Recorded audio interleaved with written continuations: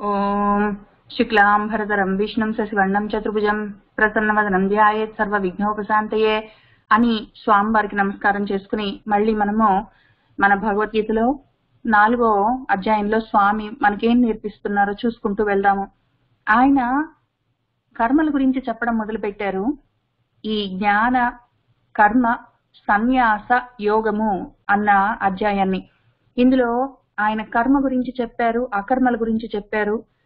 తర్వాత కర్మల్ని అకర్మలుగా ఎట్లా మార్చుకోవచ్చు, నేను ఎట్లా నా ఇంత పని చేస్తాను, నా పనులన్నీ అకర్మగా ఎట్లా చేస్తాను అని చెప్పుకుంటూ వస్తూ ఉన్నారు. దాన్ని ఇప్పుడు జ్ఞానయోగంలోకి మారుస్తూ ఉన్నారు. జ్ఞానంగా దాన్ని ఎట్లా మార్చుకోవాలి అని మనకి చెప్తూ ఉన్నారు. అవి చూసుకుంటూ వెళ్దాము. పైగా మూడోది మనది జ్ఞాన కర్మ సన్యాస యోగం కదా. సన్యాసానికి ఎన్ని అర్థాలైనా చెప్పుకోవచ్చు. ఈ రెండితో చూసుకుందాం. ఒకటి, ప్రతిఫలం మీద కోరికని వదిలిపెట్టడము, అది సన్యాసము. సత్పదార్థాన్ని పట్టుకోవడము, దాని మీద మన మనసుని న్యాసం చేసి ఉంచడము. ఈ రెండు విషయాలుగా మనము కర్మని ఎట్లా మలుచుకోవాలి, అది జ్ఞానంగా ఎట్లా పరిణతి చెందుతుంది, మెచ్యూర్ అవుతుంది అని ఆయన చూపిస్తూ ఉన్నారు. ఆ మార్గాన్ని చూసుకుంటూ వెళ్దాము. ఆయన చాలా రకాల కర్మలు ఉంటాయని చెప్పారు. చెప్పి ఆ అన్ని కర్మల్లోకి శ్రేయస్కరమైనది మాత్రం జ్ఞాన యజ్ఞమే అని చెప్పారు. చెప్పి అన్ని కర్మలు జ్ఞానంలోనే పరిసమాప్తం అవుతాయి అని చెప్పారు. ఇప్పుడు ఈ జ్ఞానము ఎట్లా సాధించాలి అని చెప్పి మనకి అనుమానం వచ్చే లోపలే ఆయన మళ్ళీ నెక్స్ట్ ఆ జ్ఞానం అంటే ఏమి, అది ఎట్లా తెచ్చుకోవాలి అని చెప్పి చెప్తూ ఉన్నారు కింద.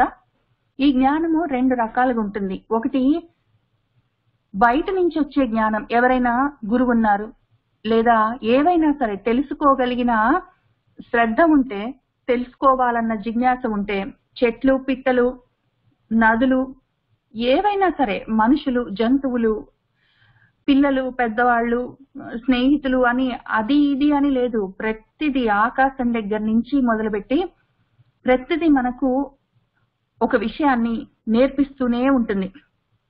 ఆ నేర్చుకోవాలన్న తపన మనకు ఉండాలంటే అప్పుడు ఆ దృక్పథం ఏర్పడుతుంది. చూసే కంటిని బట్టి ఉంటుంది విషయం ఏదైనా. కాబట్టి బయట నుంచి వచ్చే విషయాలు ఉంటాయి ఆ రకంగా. వీటిలో ముఖ్యంగా ఎక్కువగా డెన్స్ గా, హెవీగా జ్ఞానం వచ్చే సోర్స్ గురువు. ఎవరైనా సరే టీచర్ దగ్గర కూర్చొని ప్రణిపాతం చేసి పరిప్రశ్న వేసి సేవతో అడిగితే వాళ్ళు, ఆ జ్ఞానులు, తత్వ దర్శనం చేసిన వాళ్ళు ఉపదేశం చేస్తారు. ఇది బయట నుంచి వచ్చే జ్ఞానం.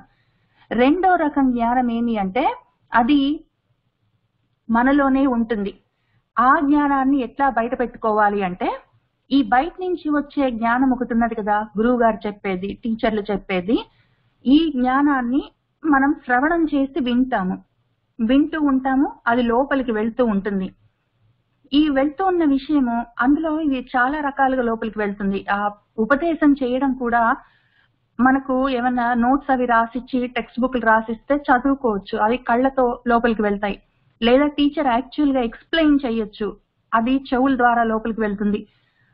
ఆ రకంగా ఏదో రకంగా లోపలికి వెళ్ళిన దాన్ని మనము మనసుతో పట్టుకోవాలి. అయితే ఇదంతా శ్రవణం కిందికి వస్తుంది. రెండోది, మనం కూర్చొని దాని గురించి ఆలోచించుకోవాలి. ఊరికి విన్నాం కదా, చెవులో పడ్డది కదా, వింటే పుణ్యం కదా, ఏదో టీవీలో చెప్తున్నారు విన్నాం కదా, ఎవరో పెద్దవాళ్ళు చెప్పారు విన్నాం కదా, దానివల్ల అయిపోయింది అక్కడికంటే ఏమీ కాదు. అక్కడ కష్టపడి విన్నది అర్థం చేసుకోవాలి. అనుమానం ఉంటే మళ్ళీ మనల్ని మనం అడుక్కోవాలి, మళ్ళీ గురువు గారిని అడగాలి, మళ్ళీ అర్థం చేసుకోవడానికి ప్రయత్నం చేయాలి. అది బయట నుంచి వచ్చే విషయాలు తెలుసుకోవడానికి మననము రెండో స్టెప్ తప్పనిసరి. అదే కాక మన లోపల కూడా చాలా జ్ఞానం ఉంటుంది. ఆ ఉన్నదంతా కూడా మననం చేసుకుంటూ ఉండాలి, ఆలోచించుకుంటూ ఉండాలి, డాట్స్ కనెక్టింగ్ చేసుకుంటూ ఉండాలి. ఇది ఇంతకుముందు నేను చదివింది ఇక్కడ ఇది ఉంది కదా, దీనికి ఇప్పుడు నేను కొత్తగా నేర్చుకున్నది ఏ విధంగా సంబంధించి ఉన్నది అని చెప్పి ఆ కనెక్షన్ చూసుకుంటూ ఉండాలి. ఏ జ్ఞానం ఆ జ్ఞానం సపరేట్ గా ఉండదు, అంతా కలిసే ఉంటుంది. చదవడం వేరేగా చదువుతాం మనం. Science, social, English, Telugu, Hindi, ఏవో ఇట్లాంటివన్నీ సపరేట్ గా సబ్జెక్ట్స్ అనుకోని చదివినా కూడా, వేరే వేరే టీచర్లు ఉన్నా కూడా, ఎగ్జామ్స్ వేరే వేరేగా ఉన్నా కూడా విషయం మాత్రం ఒకటే. ఇంగ్లీష్ తెలుగు రాకపోతే, లాంగ్వేజ్ రాకపోతే మిగిలిన సబ్జెక్ట్స్ నేర్చుకోవడమే రాదు అసలు. ఫస్ట్ ఆఫ్ ఆల్ వేరే సబ్జెక్ట్స్ లో కూడా సోషల్ జామెట్రీ తెలియకపోతే పాలిటిక్స్ తెలియదు, లేదా వాటిలలో తిండి బట్ట అని చెప్పి వాళ్ళు చెప్తున్నప్పుడు మళ్ళీ సైన్స్ లేకపోతే అది తెలియదు. అట్లా ఒకదానితో ఒకటి కనెక్షన్స్ ఉంటాయి. మనము ఒక స్థితి దాటిన తర్వాత లలితా సహస్రనామం చదివామా, విష్ణు సహస్రనామం చదివామా, భగవద్గీత చదివామా, ఇంకేదైనా చదివామా, ఉపనిషత్తు చదివామా అని, ఏదో వేరే పురాణం చదివామా అని ఇన్ని రకాలుగా ఉండవు. ఒకటే విషయాన్ని ఇన్ని రకాలుగా అది చెప్తూ ఉంటుంది. మనం తెలుసుకుంటూ ఉండాలి, పట్టుకోవాలి. అవన్నీ మననం వల్లే అవుతుంది. కాబట్టి మనము బయట నుంచి వచ్చే జ్ఞానాన్ని పట్టుకోవడానికి, మనలో ఉన్న జ్ఞానాన్ని అర్థం చేసుకోవడానికి మననం చాలా ముఖ్యం. ఈ రెండు అయ్యాక మనము నిధిధ్యాసనం చేయాలి. అసలు ఈ విషయం ఇన్ని చెప్తున్నాయి సరే, లలితా సహస్రం, ఏదో భగవద్గీత, విష్ణు సహస్రం, ఇవన్నీ ఏమి చెప్తున్నాయి నాకు అని, దాని ఒరిజినల్ కాన్సెప్ట్ ఏమి చెప్తున్నాయి, ఆ వెనక ఉన్న తత్వం ఏమి అని దాని గురించి ఆలోచించడం, దాన్ని పట్టుకోవడం నిధిధ్యాసనం. నిధి, ఆ పెన్నిధి ఉన్నది ఒకటి, ఆత్మ అన్నది, దాన్ని మీద మనము ధ్యాస పెట్టుకొని దాన్ని పట్టుకోవడము నిధిధ్యాసం. కాబట్టి అవన్నీ చేస్తూ పోవాలి. చేస్తూ పోతూ ఉన్నప్పుడు ఈ జ్ఞానం మనకి పట్టుబడే అవకాశం ఉన్నది. ఏ జ్ఞానము అని మళ్ళీ ఆయన ఈ 35వ శ్లోకంలో చెప్పారు. యత్, ఏది, జ్ఞాత్వా, తెలుసుకుంటే, పునః మళ్ళీ, ఏవం మోహం, ఈ విధమైన మోహం, ఏది మంచి, ఏది చెడు, ఏది సత్, ఏది అసత్, ఏది ధర్మం, ఏది కాదు, ఏది నేను సాధించవలసిన విషయము, దేనికోసం నేను ఇప్పుడు వెంపర్లాడుతున్నాను, ఈ విషయాలన్నీ క్లియర్ గా అర్థం కావాలి. లేదా ఆ మోహంలో పడ్డట్టే. అటువంటి మోహంలో నయాస్యసి, మళ్ళీ పడకుండా ఉంటావో అటువంటి జ్ఞానాన్ని తెచ్చుకో అని ఆయన చెప్తూ ఉన్నారు మన స్వామి మనకి. ఆయన పైగా పాండవ అని పిలిచారు. పాండు అంటే దాన్ని తెలుపు అంటాం కదా, కాబట్టి తెలుపు రంగు జ్ఞానానికి, పైగా శుద్ధ సత్వానికి గుర్తు. అటువంటి మనసున్న వాళ్ళకే ఇటువంటి జ్ఞానము మళ్ళీ పునః మోహంలోకి పడకుండా ఉండే జ్ఞానం వస్తుంది. కాబట్టి అటువంటి మనసు ముందు తెచ్చుకో, నువ్వు ముందు నీ మనసుని తెల్లగా చేసుకో, సత్వంలో నిలుపుకో, ఆ తర్వాత ఈ జ్ఞానం తెచ్చుకో అని చెప్తున్నారు. అప్పుడు ఏం జరుగుతుంది అంటే, అటువంటి మోహాన్ని దాటితే అప్పుడు ఏనా, దేని వల్ల అయితే, ఏ జ్ఞానం వలనైతే, అశేషాన్ని, అన్ని రకాల భూతాలను, శేషమన్నది లేకుండా ఉన్న భూతాలన్నింటినీ, ప్రాణులన్నింటినీ, విశ్వం మొత్తము ఆత్మని, నీ ఆత్మలోనే, నీలోనే ద్రక్షసి, చూసుకుంటావో, అదహ, తర్వాత మయి, నాలో మొత్తము చూస్తావో, ఇటువంటి జ్ఞానాన్ని నువ్వు సాధించవలసి ఉన్నది అని ఆయన చెప్తున్నారు. యత్ జ్ఞాత్వా న పునః మోహం ఏవం యాస్యసి పాండవ, ఏన భూతాని అశేషాన్ని ద్రక్ష్యసి ఆత్మని అదహమయి అని చెప్పారు. చెప్పి అటువంటి జ్ఞానాన్ని సాధిస్తే నాకేమి లాభము, ఇక్కడేం చెప్పారు ఆయన, అన్ని కర్మలు జ్ఞానం దాకా రావాల్సిందే అన్నారు. ఆ జ్ఞానాన్ని బయట నుంచి ఎట్లా తెచ్చుకోవాలి, లోపల ఉన్న దాన్ని ఎట్లా దాన్ని ఉంచుకోవాలి, ఆ తర్వాత అది ఎటువంటి జ్ఞానం అయి ఉండాలి, ఇప్పుడు ఆ జ్ఞానం వల్ల ఏమి లాభము అని 36వ శ్లోకంలో చెప్తున్నారు ఆయన. అపి చేత్ అసి పాపేభ్యః సర్వేభ్యః పాపకృత్తమః సర్వం జ్ఞానప్లవేన ఏవ రుజినం సంతరిష్యసి. సర్వేభ్యః, మొత్తము, సమస్తము, పాపేభ్యః, పాపాలు చేసిన వాళ్ళు ఉంటే, సర్వ పాపుల్లోకి, మొత్తం పాపిష్టి వాళ్ళల్లోకి నువ్వే పాపకృత్తమః, అందరికన్నా ఎక్కువ పాపాలు చేసిన వాడివి అయి ఉన్నా కూడా, అపిచేదసి, అయినా కూడా నువ్వు జ్ఞాన ప్లవేన, జ్ఞానము అనే పడవ పైన ప్రయాణం చేస్తూ ఈ సర్వం వృజనం, అన్ని రకాల వృజనాలంటే పాపాల్లో నుంచి సంతరిష్యసి, దాటేయగలవు అన్నారు. పైగా ఆయన ఈ సర్వం వృజనం, మొత్తం పాపాలనే సముద్రంలో నుంచి నువ్వు ఈదుకుంటూ యువతలకు వచ్చేస్తావని చెప్పలేదు. అసలు ఆ పాపాలు నిన్ను తాకను కూడా తాకవు, ఎందుకంటే నువ్వు పడవ పైన కూర్చుంటావు. నువ్వు ఈదుతూ వచ్చావు, నువ్వు ఏదో ప్రయత్నం చేసుకున్నావంటే ఆ పాపాలని తాకుతూనే, వాటి మధ్యలో నుంచే, వాటిని తట్టుకుంటూనే, అనుభవిస్తూనే నువ్వు బయటపడతావేమో. అంతవరకు కూడా అవసరం లేదు, జ్ఞానం అనే పడవ ఎక్కి కూర్చున్నావంటే నిన్ను ఆ పాపాలకి తగలను కూడా తగలనీయకుండా ఆ జ్ఞానం నిన్ను మొత్తం సర్వ పాపాల్లో నుంచి ఆ సముద్రంలో నుంచి తరింపజేస్తుంది. అటువంటి జ్ఞానాన్ని నువ్వు తెచ్చుకో, అది నీకు లాభము అని ఆయన చెప్తూ ఉన్నారు. అపి చేత్ అసి పాపేభ్యః సర్వేభ్యః పాపకృత్తమః సర్వం జ్ఞానప్లవేన ఏవ వృజినం సంతరిష్యసి అని చెప్పారు. చెప్పి ఆ తర్వాత ఏమంటున్నారు అంటే యథా ఏధాంసి సమిద్ధః అగ్ని భస్మసాత్ కురుతే అర్జున జ్ఞానాగ్ని సర్వకర్మాణి భస్మసాత్ కురుతే తథా. యథా ఎలాగైతే, తథా అలాగా, యథా తథంగా ఆయన ఒక విషయాన్ని చెప్తున్నారు. యథా ఏ విధంగానైతే, ఏధాంసి ఎండిపోయిన కట్టెపుల్లలు, సమిద్ధో అగ్ని సమిద్ధ అగ్ని బాగా భగభగ మండుతున్న అగ్నిలో భస్మసాత్ కురుతే భస్మీపటలమైపోతాయో అర్జున, తదా అట్లానే నీ జ్ఞానమనే అగ్నిలో నీ సర్వ కర్మలు ఎండు పుల్లల్లాగా భస్మసాత్ కురుతే భస్మీపటలమైపోతాయి. ఇక్కడ సమిద్ధో అగ్నిలో, ఇక్కడ జ్ఞాన అగ్నిలో, ఇక్కడ ఏధాంసి, ఇక్కడ సర్వకర్మాణి, ఇక్కడ భస్మసాత్ కురుతే భస్మసాత్ కురుతే. తేడా ఏమీ లేదు అర్జున.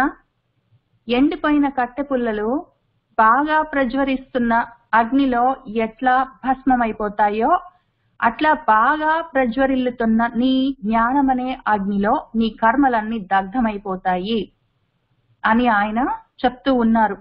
మళ్ళీ అర్జునము అంటే తెలుపు కాబట్టి తెల్లటి మనసు ఉండాలి.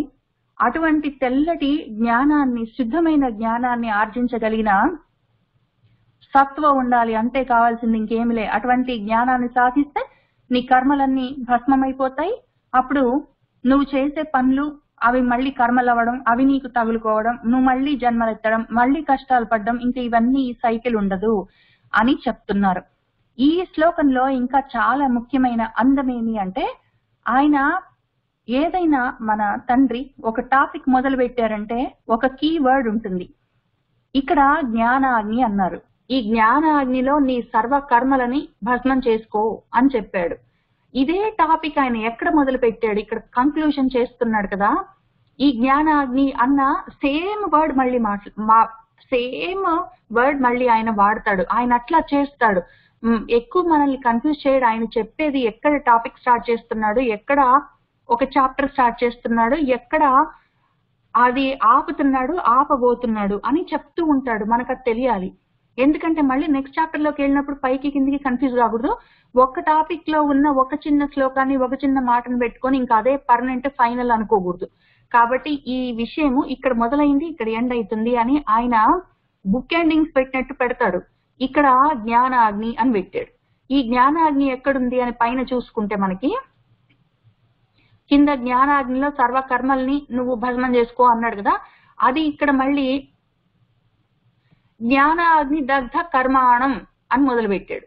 కాబట్టి ఈ టాపిక్ ఈ 419 లో స్టార్ట్ అవుతున్న విషయము జ్ఞానాగ్ని దగ్ధ కర్మాణం అన్నాడు. జ్ఞానం అనే అగ్నిలో నీ కర్మలన్నిటిని దగ్ధం చేసుకో అన్నాడు. అని అది ఎట్లా ఉంటుంది, అది దానికోసం అని చెప్పి నీ చిత్తాన్ని, నీ మనసుని రెడీ చేసుకోవాలి, సిద్ధి చేసుకొని ఎట్లా అన్నాడు. ఈ 28 నుంచి కొన్ని శ్లోకాలు చెప్పాడు. ఆ చిత్తశుద్ధి జరిగిన తర్వాత ఏం చెయ్యాలి అంటే బ్రహ్మార్పణంగా యజ్ఞంలాగా పనులు చెయ్యి అన్నాడు. మంచిది. అది చేశాక ఏం చెయ్యాలి అంటే ఆ చేసే యజ్ఞాలుగా చేసే కర్మలు ఇన్ని రకాలుగా ఉంటాయి అన్నాడు. 25 నుంచి మళ్ళీ అవి కొన్ని శ్లోకాలు చెప్పాడు. చెప్పి అవన్నీ ఇక్కడ దాకా తీసుకొచ్చి ఆ రకంగా యజ్ఞంగా నువ్వు ఏది చేసి దాన్ని అనుభవించినా కూడా కర్మను అనుభవించినప్పుడు మనకు ఫలితం చుట్టుకున్నట్టు ఈ యజ్ఞంగా చేసి ఆ ఫలితాన్ని తీసుకుంటే అది నీకు చుట్టుకోదు. ఒకవేళ నువ్వు యజ్ఞంగా బ్రహ్మంగా నువ్వు ఆ పని చేస్తే నీకు బ్రహ్మమే దక్కుతుంది ఎళ్ళు అన్నాడు. అక్కడ దాకా చెప్పి అయినా కూడా ఆ జ్ఞానాన్ని ఎట్లా సంపాదించుకోవాలి, యజ్ఞంగా ఒక కర్మని నేను మలుచుకోవాలంటే ఏమి చెయ్యాలి అంటే దాన్ని జ్ఞానం సంపాదించుకోవడం వల్ల అది వస్తుంది అన్నాడు. ఆ జ్ఞానం ఎట్లా సంపాదించుకోవాలి ఏమి అని చెప్పాడు. చెప్పి కాబట్టి అర్జున దేర్ ఫోర్ ఆ రకంగా జ్ఞానాన్ని సంపాదించుకో, నీ కర్మలన్నిటిని మలుచుకో, దానివల్ల నీ సర్వ కర్మలు ఆ జ్ఞానాగ్నిలో భస్మమైపోతాయి, దగ్ధమైపోతాయి అని చెప్పి ఆ పైన 4th చాప్టర్ 19th శ్లోకంలో మొదలుపెట్టిన టాపిక్ ఇక్కడ 37లో ఆయన ముగించారు. ఇంకా మొత్తం విషయం అవ్వలేదు, ఎందుకంటే ఇదంతా ఈ టాపిక్ ఉన్న ఆ కాన్సెప్ట్ అంతా అవ్వాలి కదా, చాప్టర్ ఇంకా అవ్వలేదు, అంతవరకు వచ్చారు. వచ్చిన తర్వాత ఆయన ఏం చెప్పారంటే, ఆ రకంగా జ్ఞానాగ్నిలో నీ సర్వ కర్మలను దగ్ధం చేసుకున్నావు కదా, ఎందుకు చేసుకోవాలి అంటే అని మళ్ళీ ఇక్కడ చెప్తున్నారు 38లో. ఆ జ్ఞానం యొక్క విలువ చెప్తున్నారు. జ్ఞానంలో నీ సర్వకర్మలు భస్మం అయిపోతే అయ్యాయి, లేకపోతే లేదు, ఏమి ఇప్పుడు కష్టము, నా కర్మలన్నీ భస్మం అవ్వకపోతే నేను మళ్ళీ జన్మలు తీసుకుంటాను, కర్మలు భస్మం అవుతే జన్మలు ఉండవు, దీనికోసం నాకెందుకు ఇంత తాపత్రయం అని మళ్ళీ మనం అడుగుతామో ఏమో. కాబట్టి ఆయన వెంటనే ఆ జ్ఞానానికి ఉన్న విశిష్టత ఈ 38వ శ్లోకంలో చెప్తూ ఉన్నారు. ఆయన ఏం చెప్తున్నారంటే, నహి జ్ఞానేన సదృశం పవిత్రం ఇహ విద్యతే తత్ స్వయం యోగ సంసిద్ధ కాలేన ఆత్మని విందతి అన్నారు. ఇది చాలా ముఖ్యమైన పాయింట్, ఒక విషయం చెప్తున్నారు ఈయన. ఇది అర్థం చేసుకోవడం ముఖ్యం. శ్లోకంగా చదువుకుంటూ వెళ్ళిపోతే మనం దేనికోసం తాపత్రయపడుతున్నామో అర్థం కాదు. ఆయన ఏం చెప్తున్నారంటే, జ్ఞానేన ఈ జ్ఞానానికి సదృశం సరితూగే లాంటిది, జ్ఞానంలాగా నిన్ను నీ పనులని పవిత్రం చేసేది ఇహ ఈ లోకంలో నా విద్యతే ఇంకొకటి లేదు అర్జున. జ్ఞానానికి సమానమైనది ఒక విషయాన్ని, వస్తువును, కర్మను, మనిషిని, ప్రాణాన్ని, దేన్నైనా సరే పవిత్రం చేసే వస్తువు జ్ఞానాన్ని మించి ఇంకొకటి లేదు. ఎట్లా అయితే ఏదైనా సరే ఒక వస్తువుని మనం పవిత్రంగా తయారు చేయాలంటే అగ్నిలో ఎట్లా వేస్తామో, అగ్ని అన్నిటినీ, మంచి లేదు చెడు లేదు, దానికి ఎంత చెడిపోయిన, మురిగిపోయిన, పాడైపోయిన, ఎండిపోయిన, వాసన వస్తున్న ఎటువంటి వస్తువుని తీసుకెళ్లి ఆ అగ్నిలో వేసినా అది దాన్ని మొత్తమే దగ్ధం చేస్తుంది. ఆ అగ్నికి అదేమి అంటుకోదు ఇంకా, కానీ ఆ వస్తువు మాత్రం లేకుండా పోతుంది. అంత శక్తి, వస్తువులన్నిటినీ కాల్చే శక్తి అగ్నికి ఎట్లా ఉన్నదో, మన కర్మలని, మన పాపాలని పవిత్రం చేసే శక్తి జ్ఞానానికి ఉన్నది, జ్ఞాన అగ్నికి ఉన్నది.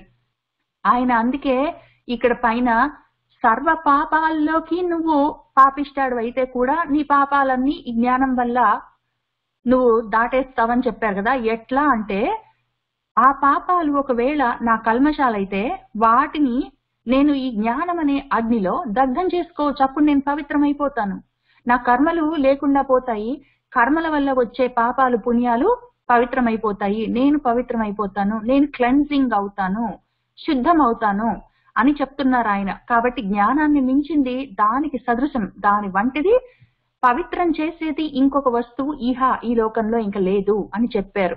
చెప్పి ఆ రకంగా నువ్వు అటువంటి జ్ఞానాన్ని సంపాదిస్తే నీకున్న కర్మలన్నీ భస్మం అయిపోతాయి. వాటి వల్ల ఒకవేళ పాపాలు ఏమైనా వస్తే, నువ్వు ఎంతటి పాపాలు చేసినా సరే అవన్నీ పవిత్రమవుతాయి. కాబట్టి అన్ని రకాలుగా లాభమే లాభం దానివల్ల. నేను చెప్తున్నాను, నువ్వు చేయక్కర్లేదు అర్జున, నువ్వు తెలుసుకొని చెయ్యి ఎందుకు చేస్తున్నావో. తత్ దానివల్ల, ఆ జ్ఞానం వల్ల, కాలేనా కాలం వచ్చినప్పుడు, ఆ సమయం వచ్చినప్పుడు, యోగ సంసిద్ధ ఆ యోగంలో సిద్ధి సాధించడానికి రెడీగా ఉన్నవాడు, అటువంటి యోగ సాధకుడికి స్వయం ఆత్మని విందతి, వాడి స్వ ఆత్మని, వాడి ఆత్మని వాడు విందతి తెలుసుకుంటాడు. కాబట్టి ఆత్మని తెలుసుకోవడం కోసం అని చెప్పి మనము వేరే విధంగా ప్రయత్నాలు చేయవలసిన అవసరం లేదు. జ్ఞానాన్ని సాధిస్తే ఆ జ్ఞానమే ఆ సమయం వచ్చినప్పుడు ఆత్మని చూపిస్తుంది, ఆత్మ నిరూపణము అదే చేస్తుంది. ఎందుకంటే ఆత్మని చూపించడం, ఆత్మని నిరూపణ చేసుకోవడం ఒకటే, ఆత్మని చూడటం అనేది కూడా ఉండదు యాక్చువల్ గా. అది కూడా తప్పుగా దాన్ని మనం చూసుకోవడమే, డిస్క్రైబ్ చేసుకోవడం. ఆత్మని చూడడం అనేది ఉండదు. అంతా నేనై ఉన్నప్పుడే దాన్ని ఆత్మ అనుకుంటాం కదా. అంతా నేనై ఉన్నప్పుడు నేనున్నాను, నేను ఇంకొక దాన్ని చూస్తున్నాను అంటే అప్పుడు మళ్ళీ 2 ఉంటాయి. అది ఆ పరిస్థితి ఉన్నంత వరకు నాకు ఇంకా నా మొత్తం జ్ఞానం పరిపక్వమైందని చెప్పడానికి లేదు. కాబట్టి ఆత్మని చూసుకోవడానికి ఏముండదు, ఆత్మని తెలుసుకోవడానికి ఏముండదు, ఆత్మ అయి ఉండడమే ఉంటుంది. ఆ విషయము తెలుసుకోవడం ఎప్పుడు వస్తుంది అంటే ఆత్మని తెలుసుకోవడం కాదు, ఆత్మ నేనై ఉన్నానన్న విషయం తెలవడానికి కొద్ది ముందు, ఒక ఫ్రాక్షన్ ముందు మనకి ఆ విషయం తెలుస్తుంది. ఆ తర్వాత మనం ఆత్మ అయిపోయిన తర్వాత ఇంకా తెలుసుకునేది ఏమి ఉండదు, నేనే అయి ఉంటాను అప్పుడు. అది ఎప్పుడు వస్తుంది నాకు అంటే జ్ఞానం వల్లే వస్తుంది. కాబట్టి జ్ఞానం, నువ్వు కావలసిన జ్ఞానాన్ని సంపాదించుకుంటూ వెళ్ళు. అది ముందు ఏం చేస్తుంది, నీ కర్మల్ని దగ్ధం చేస్తుంది, నీకేమైనా పాపాలుంటే వాటిని పవిత్రం చేస్తుంది, సమయం వచ్చినప్పుడు నిన్ను నీ ఆత్మలో నిలబెడుతుంది. ఇన్ని లాభాలుంటాయి అని ఆయన చెప్తూ ఉన్నారు. నహి జ్ఞానేన సదృశం పవిత్రం ఇహ విద్యతే తత్ స్వయం యోగ సంసిద్ధః కాలేన ఆత్మని విందతి అని చెప్పారు. చెప్పి ఇప్పుడు ఈ మీన గారు, అమ్మ కాలేన అంటే ఏంటండి? కాలేన కాలం వచ్చినప్పుడు, ఆ సమయం వచ్చినప్పుడు, ఆ కాలం వచ్చినప్పుడు, ఆ సమయం వచ్చినప్పుడు నువ్వు ఆ స్థితికి వెళ్ళావు, నీకు ఆ పాత్రత ఉన్నది, ఆ అర్హత సంపాదించుకున్నావు, దానికి సంబంధించిన జ్ఞానం అంతా ఉన్నది అన్నప్పుడు ఆటోమేటిక్ గా స్వయం ఆత్మని, నీ సొంత ఆత్మని నువ్వు విందతి తెలుసుకుంటావు. ఇంకా అయిపోయింది అక్కడికి, ఎండింగ్, ఖేల్ కథం, దుకాన్ బంద్. ఇంకా అప్పుడు నేను చెప్పాను, నువ్వు విన్నావు, నువ్వు చెప్పావు, నేను విన్నాను, నేను చదువుకున్నాను, ఉద్యోగం చేశాను, అన్నం తిన్నాను, పండుకున్నాను, లేచాను, జ్ఞానం సంపాదించాను, తెలుసుకున్నాను, ఇంక ఇన్ని రకాలు ఉండవు అక్కడ. ఆ సమయం రావాలి. ఆ సమయం ఎప్పుడు వస్తుంది, నువ్వు జ్ఞానాన్ని, కావలసిన జ్ఞానాన్ని నువ్వు తెలుసుకుంటూ వెళ్ళు. ఆ సమయం వచ్చినప్పుడు నువ్వెవరో నీకే తెలుస్తుంది. ఈ జ్ఞానం ఇంతకీ ఎవరికి వస్తుంది? శ్రద్ధావాన్ లభతే జ్ఞానం తత్పరః సంయతేంద్రియః జ్ఞానం లబ్ధ్వా పరాం శాంతిం అచిరేణ అధిగచ్చతి. ఈ జ్ఞానం ఎవరికి వస్తుందంటే వాడికి 3 లక్షణాలు ఉండాలి. వాడు పైన 3 లక్షణాలు చెప్పారు ఆయన, ప్రణిపాతం, పరిప్రశ్న, సేవ. దానితో బయట నుంచి వచ్చే జ్ఞానాన్ని చూసుకో. నువ్వు ఆ శ్రవణం అయ్యాక కూర్చొని మననం చేసుకో. విన్నది నీకు తెలిసింది, నువ్వు మననం చేసుకొని దాన్ని నిలబెట్టుకో. ఇంతకీ ఈ మొత్తం జ్ఞానం బయట నుంచి లోపలికి రావాలన్నా, లోపల ఉన్న జ్ఞానం వెలగాలన్నా దానికి 3 లక్షణాలు ఉండాలి ఆ జ్ఞానికి, ఆ జ్ఞాన సాధన చేస్తున్న వాడికి. అవి ఏమి అంటే, శ్రద్ధావాన్, వాడు శ్రద్ధావంతుడై ఉండాలి. రెండోది తత్పరుడై ఉండాలి. మూడోది ఇంద్రియాలని కంట్రోల్ చేసుకొని ఉండాలి. ఈ 3 లేకపోతే వాడికి జ్ఞానం వచ్చే అవకాశం ఉండదు. శ్రద్ధ ఉండాలి. శ్రద్ధ అంటే నమ్మకం. ఒక విషయం మీద తెలుసుకోవాలన్న కోరిక, తెలుసుకునే విషయం మీద, చెప్పేవాడి మీద వినయం, ఈ 2 ఉండాలి. అది శ్రద్ధ. ఈ శ్రద్ధ లేకపోతే మాత్రం జ్ఞానం లోపలికి వెళ్ళదు, అసలు లోపలికి వెళ్ళదు. లోపలికి వెళ్ళకపోవడం తమో గుణం లక్షణం. లోపలికి వెళ్ళింది దాని ఇష్టం వచ్చినట్టు వెళ్తుంది. చెప్పేవాడు చెప్తూనే ఉంటాడు, వినేవాడికి వాడి ఇష్టం వచ్చినట్టు అర్థమవుతుంది. లోపల ప్రాసెసింగ్ సరిగ్గా జరగదు, అది రజోగుణ లక్షణం. కాబట్టి ఈ శ్రద్ధ అంటే ఏమి? నమ్మకం. చెప్పేవాడి మీద నమ్మకం ఉండాలి, వినే విషయం మీద నమ్మకం ఉండాలి, ఆ వస్తువు మీద నమ్మకం ఉండాలి.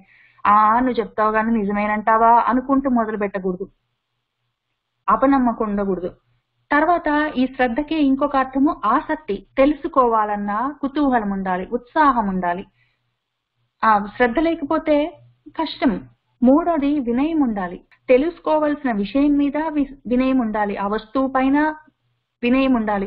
శ్రీకృష్ణ పరమాత్ముడు చెప్తున్నాడు, ఆయన మీద నమ్మకం ఉండాలి, ఆయన గురించి తెలుసుకోవాలన్న ఆసక్తి ఉండాలి, ఆయన చెప్పే విషయం తెలుసుకోవాలన్న ఆసక్తి ఉండాలి, ఆయన మీద, ఆయన చెప్పే భగవద్గీత మీద, ఆయన చెప్తున్న ఆత్మతత్వం మీద వినయం ఉండాలి, చెప్తున్న వాడి మీద వినయం ఉండాలి. తర్వాత కంటిన్యూటీ ఉండాలి. ఇవాళ చదువుతాను, రేపు ఎగ్గొడతాను, 4 రోజుల తర్వాత వస్తాను, నాకు మధ్యలో ఏవో కష్టాలు వచ్చాయి, ఆఫీస్లో పని ఎక్కువైంది, ఆరోగ్యం బాగలేదు, నాకేదో పెళ్లి ఉంది, పేరంటం ఉంది, ఏదో ఉన్నది, ఇప్పుడు నాకు మనసు చాలా సంతోషంగా ఉన్నాను, ఇప్పుడు నాకు టైం లేదు, ఏవైనా కారణానికి మధ్య మధ్యలో ఆపేసుకుంటూ, మధ్య మధ్యలో చదువుకుంటూ, మధ్య మధ్యలో వెళ్తుంటే అది ఆ రకంగానే కొంత లోపలికి వెళ్తుంది. ఆ వెళ్ళేది కూడా సరిగ్గా వెళ్లే అవకాశం ఉండదు. కంటిన్యూస్ గా ఉండాలి, ఆ లెర్నింగ్ ప్రాసెస్ కంటిన్యూస్ గా ఉండాలి. తర్వాత కమిట్మెంట్ ఉండాలి. ఈ కమిట్మెంట్, కంటిన్యూస్ లెర్నింగ్ ప్రాసెస్, తర్వాత వినయంగా చదువుకోవడం, తెలుసుకోవాలన్న ఆసక్తి ఉండడం, విషయం మీద నమ్మకం ఉండడం, ఇవన్నీ ఈ శ్రద్ధలోకే వస్తాయి. ఇందులో ఏ ఒకటి తక్కువైనా మనకి ఆ విషయం సరిగ్గా అర్థమయ్యే అవకాశం ఉండదు, సమయానికి అర్థమయ్యే అవకాశం ఉండదు. తర్వాత తత్పరత ఉండాలి. తత్ ఏది తెలుసుకుంటున్నామో దాని మీద పరత్వం ఉండాలి. అది ఆ మొత్తము ఏదో ఇంకా తప్ప వేరే జీవితం లేదు లాగా చదవాలి. మిగిలినవన్నీ సెకండరీ, ఈ విషయమే ముఖ్యము అని మిగిలినవన్నీ వదిలేసి, మొత్తం వదిలేయడం కాదు, జీవితం మరి సాగించాలి కదా, జీవన యాత్ర ఒకటి ఉన్నది. కాబట్టి చేయవలసిన పనులన్నీ ఉంటాయి. లేవడం, పళ్ళు తోముకోవడం, స్నానం చేయడం, అన్నం తినడం, ఆఫీస్కి వెళ్ళడం, ఇంటికి రావడం, అవసరమైనంత వరకు ఎవరితోటైనా మాట్లాడడం, ఇట్లాంటివన్నీ చేయవలసిన పనులన్నీ చేయవలసి ఉంటుంది. అవి మారడానికి లేదు. కానీ వాటితో మమేకమై ఉంటే మరి అక్కడే ఉంటాము. యద్భావం తద్భవతి.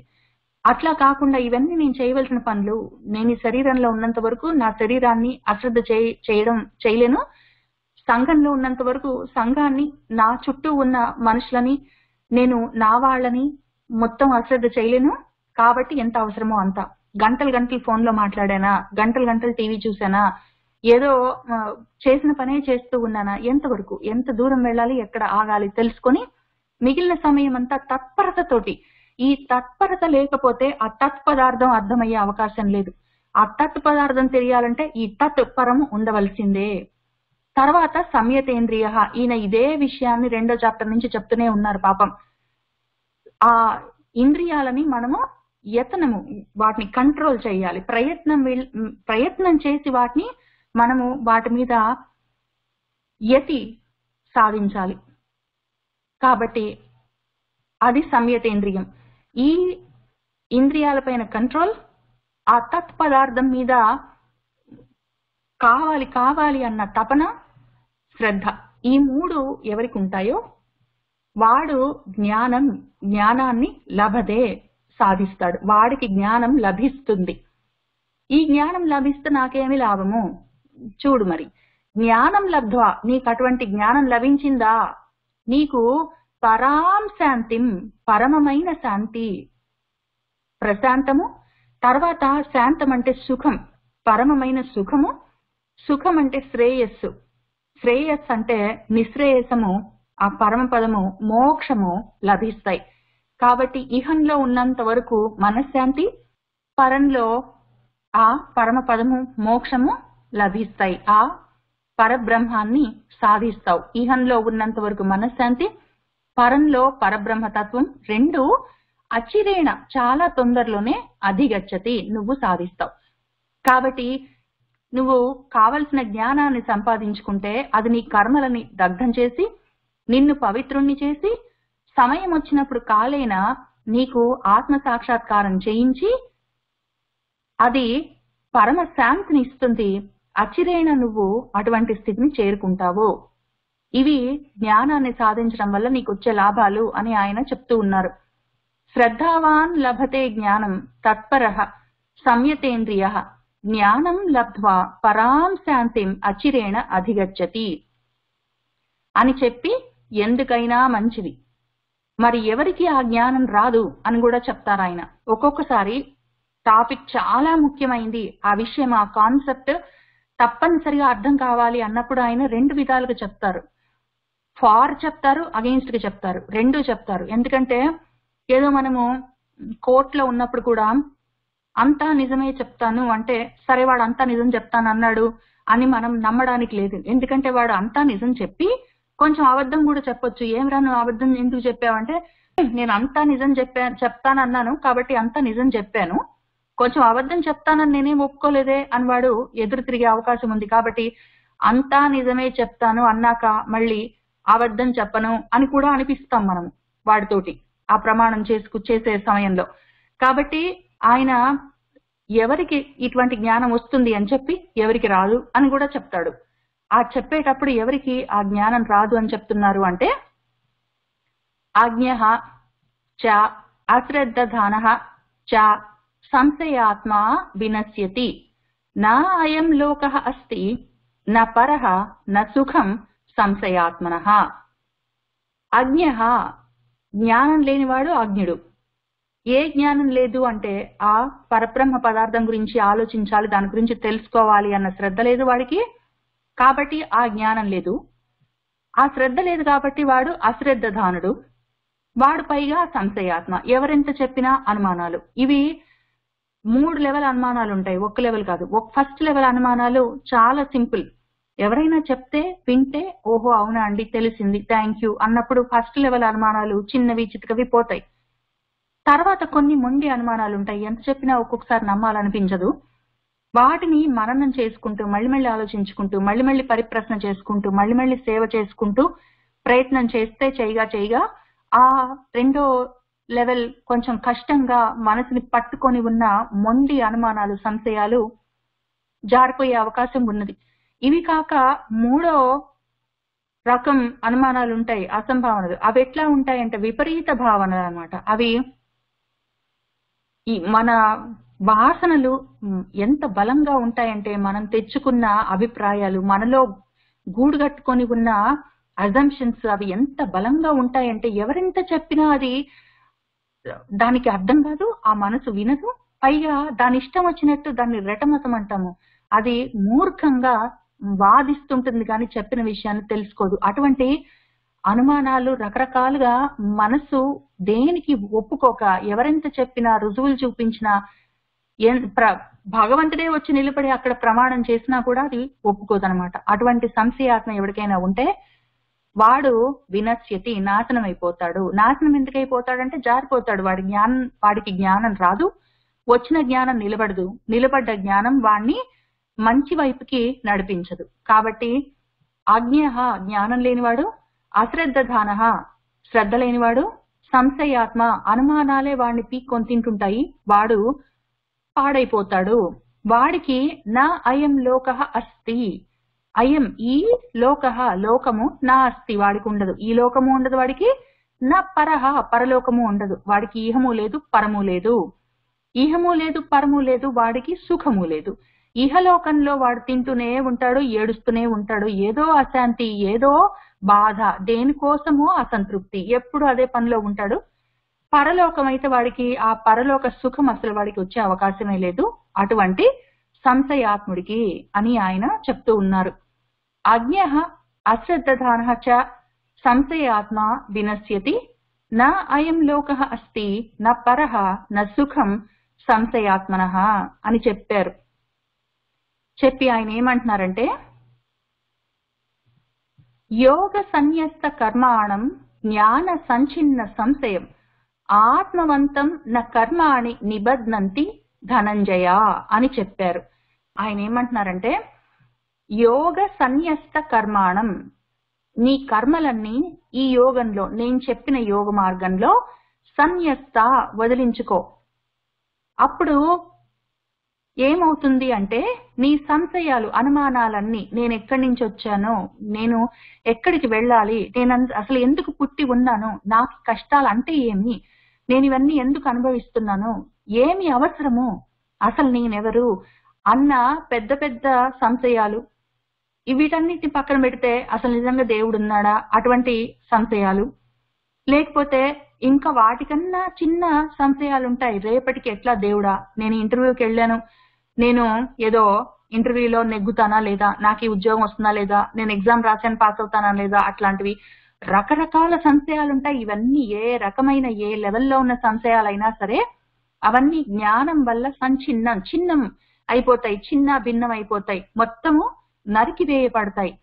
ఎట్లా అంటే నీ కర్మలన్నీ ఈ యోగంలో న్యాసం చేసుకుంటే వదులుకుంటే ఆ వచ్చిన జ్ఞానం వల్ల నీ సంశయాలన్నీ చిన్నమైపోతే అప్పుడు నువ్వేమవుతావు, ఆత్మవంతం అవుతావు, నువ్వు ఆత్మవంతుడివి అవుతావు, నువ్వెవరో నువ్వు తెలుసుకుంటావు, నీ స్వరూపాన్ని నువ్వు తెలుసుకొని ఆ ఆత్మలో నువ్వుగా నిలబడతావు.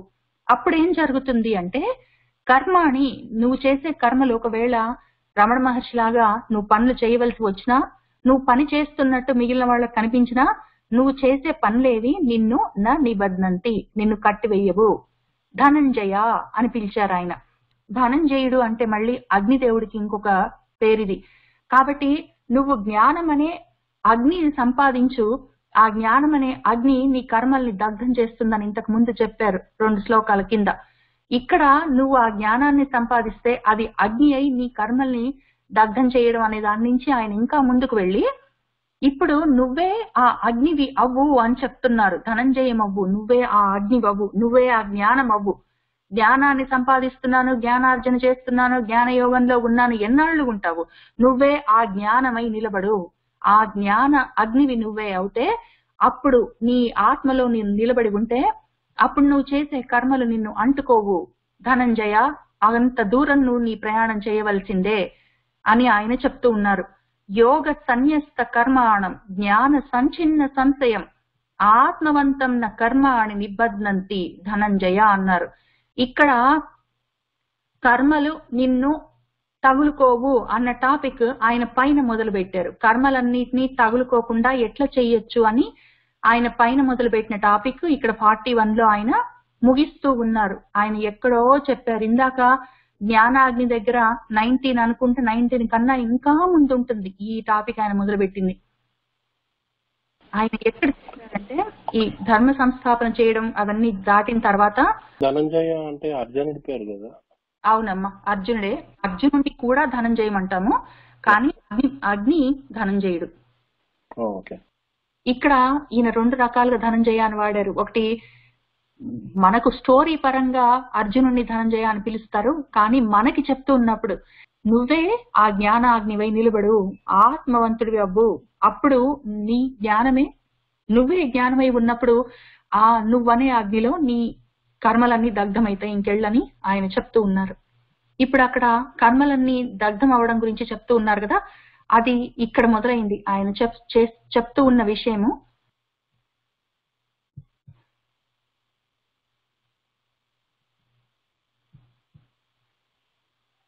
ఇక్కడ కర్మణి అకర్మయ్య పశ్యేత్, అకర్మణి చ కర్మయ్య కన్నా ముందు నుంచి కొంతవరకు అకర్మ అంటే ఏమి, కర్మ అంటే ఏమి, వాటినన్నిటినీ ఎట్లా మనము వదిలేసుకోవాలి అని చెప్పుకుంటూ వస్తున్న టాపిక్ ని కింద చివరి శ్లోకంలో ఆయన ఇక్కడ 41లో మళ్ళీ ఆత్మవంతం అవుతే నువ్వు అప్పుడు నీ కర్మలన్నీ నిన్ను నిబధ్నంతి, అనవసరంగా కట్టిపడేయవు నా అని ఆయన చెప్తూ ఉన్నారు.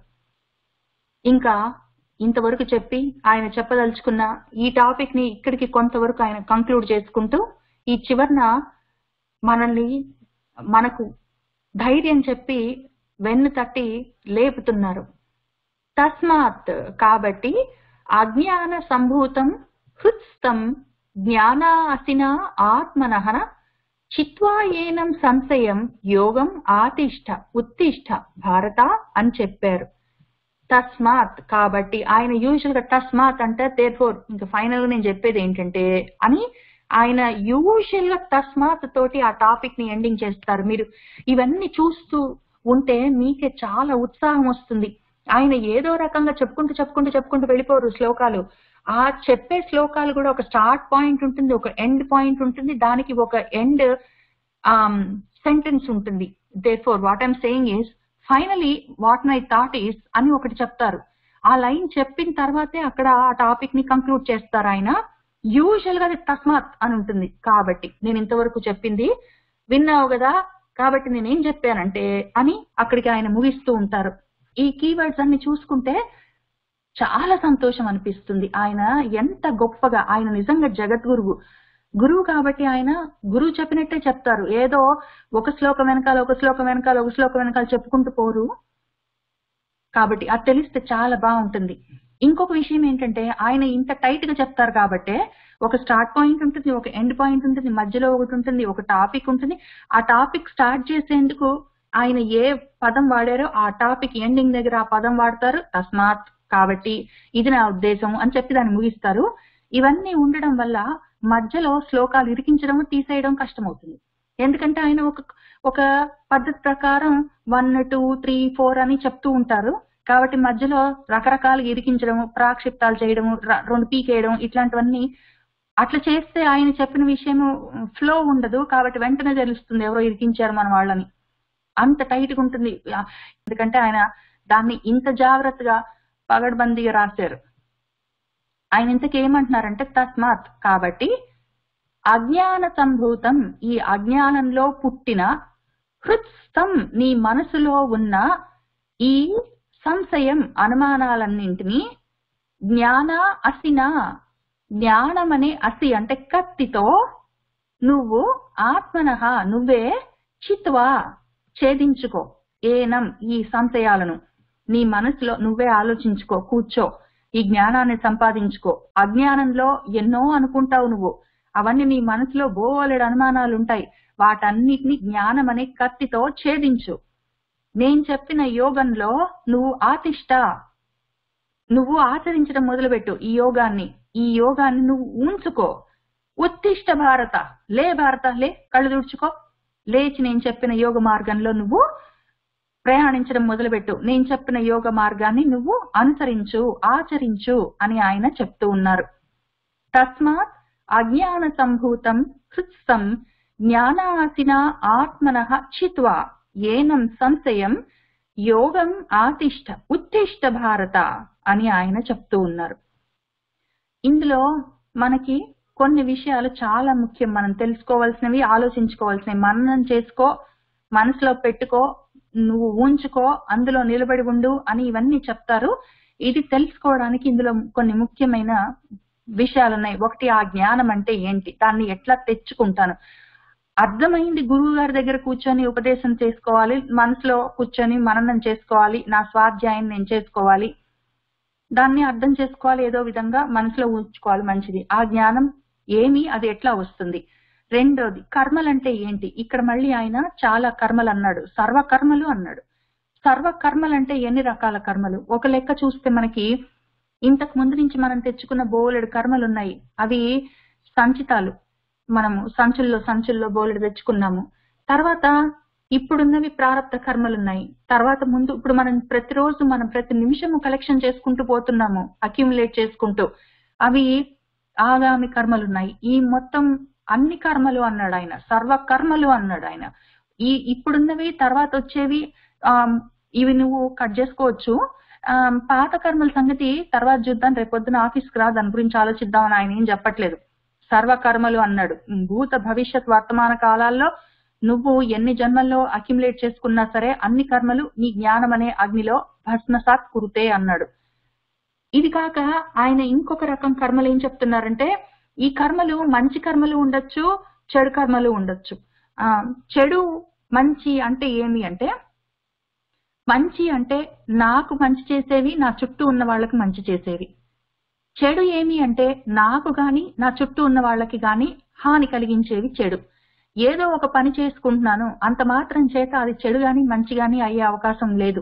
ఒకవేళ అది పక్కన వాళ్ళకి హాని కలిగిస్తున్నది, విశ్వానికి ప్రపంచానికి హాని కలిగిస్తున్నది, వేరే ప్రాణులకు కష్టం కలిగిస్తున్నది, ఎన్వైరన్మెంట్ పాడు చేస్తున్నది, ఇందులో ఏదో ఒకటి ఉన్నా అప్పుడు అది చెడు కర్మ. నన్ను చెడిపోవడానికి నేను చెడిపోవడానికి అది కారణమైనా అది చెడు కర్మ. కాబట్టి నాకైనా నా చుట్టూ ఉన్న ప్రకృతికైనా ప్రాణులకైనా ఏదైనా సరే అది ఒకవేళ ఏ విధంగానైనా కష్టం కలిగించేది ఉంటే అప్పుడు అది చెడు కర్మ. ఒకవేళ మంచి కలిగించేదైతే సత్కర్మ. ఈయనేమంటున్నారంటే ఆ కర్మ ఈ కర్మ అని లేదు, సత్కర్మలైనా సరే నువ్వు మళ్ళీ పుట్టవలసి ఉంటుంది వాటి ఫలితం అనుభవించడానికి.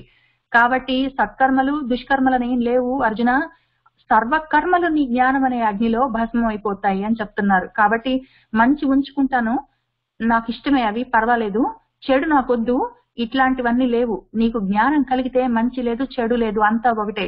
ద్వంద్వాలకి నేను అతీతమైపోవాలి. ద్వంద్వమే కదా మంచి చెడు, పాపము పుణ్యము, స్వర్గము నరకము, సుఖము దుఃఖము, ఇటువంటివన్నీ ద్వంద్వాలు. ఈ ద్వంద్వాలన్నీ ప్రకృతి సహజము, ఇవి contradictions. Universe world runs on contradictions, అది దాని పద్ధతి. ఈ ద్వంద్వాల్లో ఉన్నంత వరకు ద్వంద్వాలకి మనము లోబడి ప్రకృతిలో ఉంటాము. ప్రకృతిలో ఉంటే మళ్ళీ త్రిగుణాలు ఉంటాయి, ఆ త్రిగుణాల వల్ల మనము కష్టమో సుఖమో మంచో చెడో చేస్తూ ఉంటాము. కాబట్టి అది సర్క్యులర్ గా నడుస్తూ ఉంటుంది. ఈ సైకిల్ ని కట్ చేసి వెళ్ళిపోవాలి అంటే మాత్రం మంచి కర్మ లేదు, చెడు కర్మ లేదు, వచ్చిన కర్మ లేదు, పాత కర్మలు లేవు, మళ్ళీ ముందు వచ్చే కర్మలు లేవు, ఏవి లేవు, అన్ని పోవాలి. అన్ని పోతేనే తప్ప ఈ సైకిల్లో నుంచి బయటపడే అవకాశం లేదు. నా ఆత్మ గురించి నేను తెలుసుకునే అవకాశం లేదు. కాబట్టి అటువంటి జ్ఞానాన్ని సంపాదించని చెప్పాడు ఆయన. ద్వంద్వాలని దాటిపోయే జ్ఞానాన్ని సంపాదించుకో. మళ్ళీ అందులో మంచి కర్మలు నాకు పర్వాలేదు ఉంచుకుంటాను. మళ్ళీ పైగా ఒక కర్మకి ఏదో పిల్లలు పుట్టినట్టు 36 ఉంటాయి. ఒక కర్మ ఉన్నది. ఆ కర్మ మంచి కర్మ కావచ్చు, చెడు కర్మ కావచ్చు. మంచి కర్మ అయితే దానివల్ల నాకు ఇప్పుడు రెడీగా నాకు వెంటనే వచ్చేది, దానివల్ల కొంత సుఖం వస్తుంది. తర్వాత అది మంచి కర్మ అయింది కాబట్టి దానివల్ల నాకు పుణ్యం వస్తుంది. ఈ పుణ్యం వల్ల నాకు స్వర్గం వస్తుంది. ఇవన్నీ ఉంటాయి. ఇటు సైడ్ ఒక లిస్ట్ నడుస్తుంటుంది. అదే మళ్ళీ చెడు కర్మ అయితే దానివల్ల నాకు వెంటనే దుఃఖం వస్తుంది. ఈ చెడు కర్మ వల్ల నాకు పాపం వస్తుంది.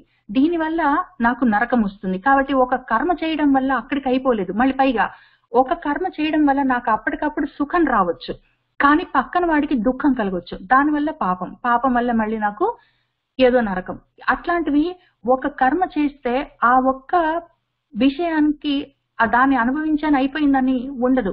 మళ్ళీ అది జన్మ జన్మలు దాన్ని అనుభవిస్తూనే ఉండాలి. మళ్ళీ గ్యాప్ పీరియడ్ లో స్వర్గానికో నరకానికో వెళ్ళి మళ్ళీ దాన్ని కూడా అనుభవించాల్సి వస్తుంది. కాబట్టి ఈ అనుభవాలతోటి ప్రకృతిలోనే ఉంటాం మనము ఈ ద్వంద్వాల్లో ఉన్నంత వరకు. కాబట్టి సర్వకర్మలు అన్నప్పుడు ఆయన మంచి కర్మలు ఉంచుకో, చెడు కర్మల్ని మాత్రం నువ్వు భస్మీకృతం చేసుకో అని ఆయన ఏమి మళ్ళీ సపరేట్ చేసి చెప్పట్లేదు. సర్వకర్మలు అన్ని, మంచి లేదు, చెడు లేదు, ద్వంద్వాలు లేదు, ఏమీ లేవు. నీకు జ్ఞానం కలిగితే మంచి గాని చెడు గాని అని ఉండవు. ఎందుకంటే నువ్వు చెడు పనులు చేసే అవకాశం ఉండదు. ఒకవేళ ఎవరైనా చెడు చేసినా కూడా అందులో ఏం మంచి జరుగుతున్నది అని చూసుకునే అవకాశం ఉంటుంది. అసలు ముందు ఇవన్నీ ప్రకృతి సహజము. ఈ మంచి గాని చెడు గాని ప్రకృతికి లోబడి ఉంటాయి. కాబట్టి వీటికి నేను అతీతమై అయి ఉండాలి అంటే ఈ ద్వంద్వాలకు నేను అతీతమై ఉండాలి. కాబట్టి నాకు ఇవన్నీ వీటితో నాకు సంబంధం లేదు అన్న జ్ఞానం వస్తే ఈ సర్వకర్మలు ఉండవు. ఆ విధంగా అన్ని పోతాయి. అక్కడికి వెళ్ళాలి.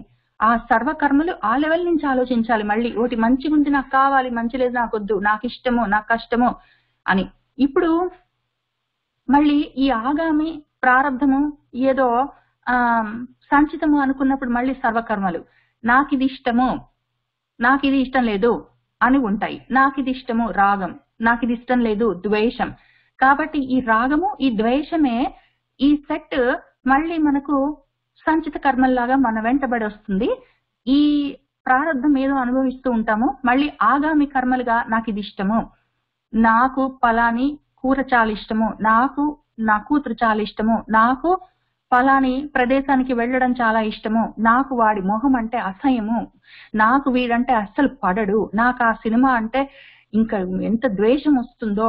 ఇటువంటివన్నీ ఉంటే అవేమవుతాయంటే ఉండి ఉండి నన్ను పట్టుకొని బలంగా ఉంటాయి. నాతో ఉండి నా శరీరం పడిపోయినాక కూడా అవి నాతోటే వస్తాయి. ఆత్మని పట్టుకొని అవి ఏదో పుండులాగా అవేమవుతాయి, మళ్ళీ నేను పుట్టడానికి కారణమవుతాయి. కాబట్టి నా రాగము నా ద్వేషము ఇవే నేను పుట్టడానికి కారణమవుతాయి. మళ్ళీ అవి నా కారణ శరీరం అవుతాయి.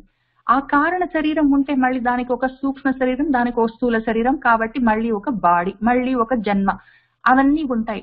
కాబట్టి సర్వకర్మలు అన్నప్పుడు ఆయన ఏం చెప్తున్నారంటే ఈ రాగము ద్వేషము అనే ఆ రెండు కల్మషాలు ఏవైతే ఉన్నాయో వాటిని తీసేసుకోవాలి ముందు. అవి అసలు మొత్తమే రూట్ నుంచి తీసేస్తే ఈ అసలు పని చేయకుండా కర్మలన్నిటిని నువ్వు అకర్మలు చేసుకుంటే, నువ్వు చేసే కర్మలు చేయవలసి ఉన్నా శారీరకంగా జ్ఞానం అనే అగ్నిలో ఇది మంచి కర్మ, ఇది చెడు కర్మ, ఇది ఇప్పుడు చేసిన కర్మ, ఇది పాతప్పుడు చేసిన కర్మ, ఇంకిన్ని రకాలు ఉండవు. అసలు కర్మలాగా ఉండదు, అకర్మలాగా ఉంటుంది. అట్లా జరిగినప్పుడు అవి నిన్ను అంటుకోవు. కాబట్టి ఆ రాగము ద్వేషము కారణమై వాసనలు అంటే వసించి ఉన్నవి. అవి నీ శరీరం పడిపోయినా అవి ఉంటాయి వసించి. ఎక్కడ ఉంటాయి అంటే నీ కారణ శరీరంగా ఉంటాయి. మళ్ళీ అవి నువ్వు పుట్టడానికి కారణమవుతాయి.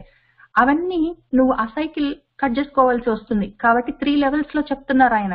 సర్వకర్మలు అన్నప్పుడు 3 levels లో చెప్తున్నారు ఆయన. చిన్న విషయంలా కనిపిస్తుంది.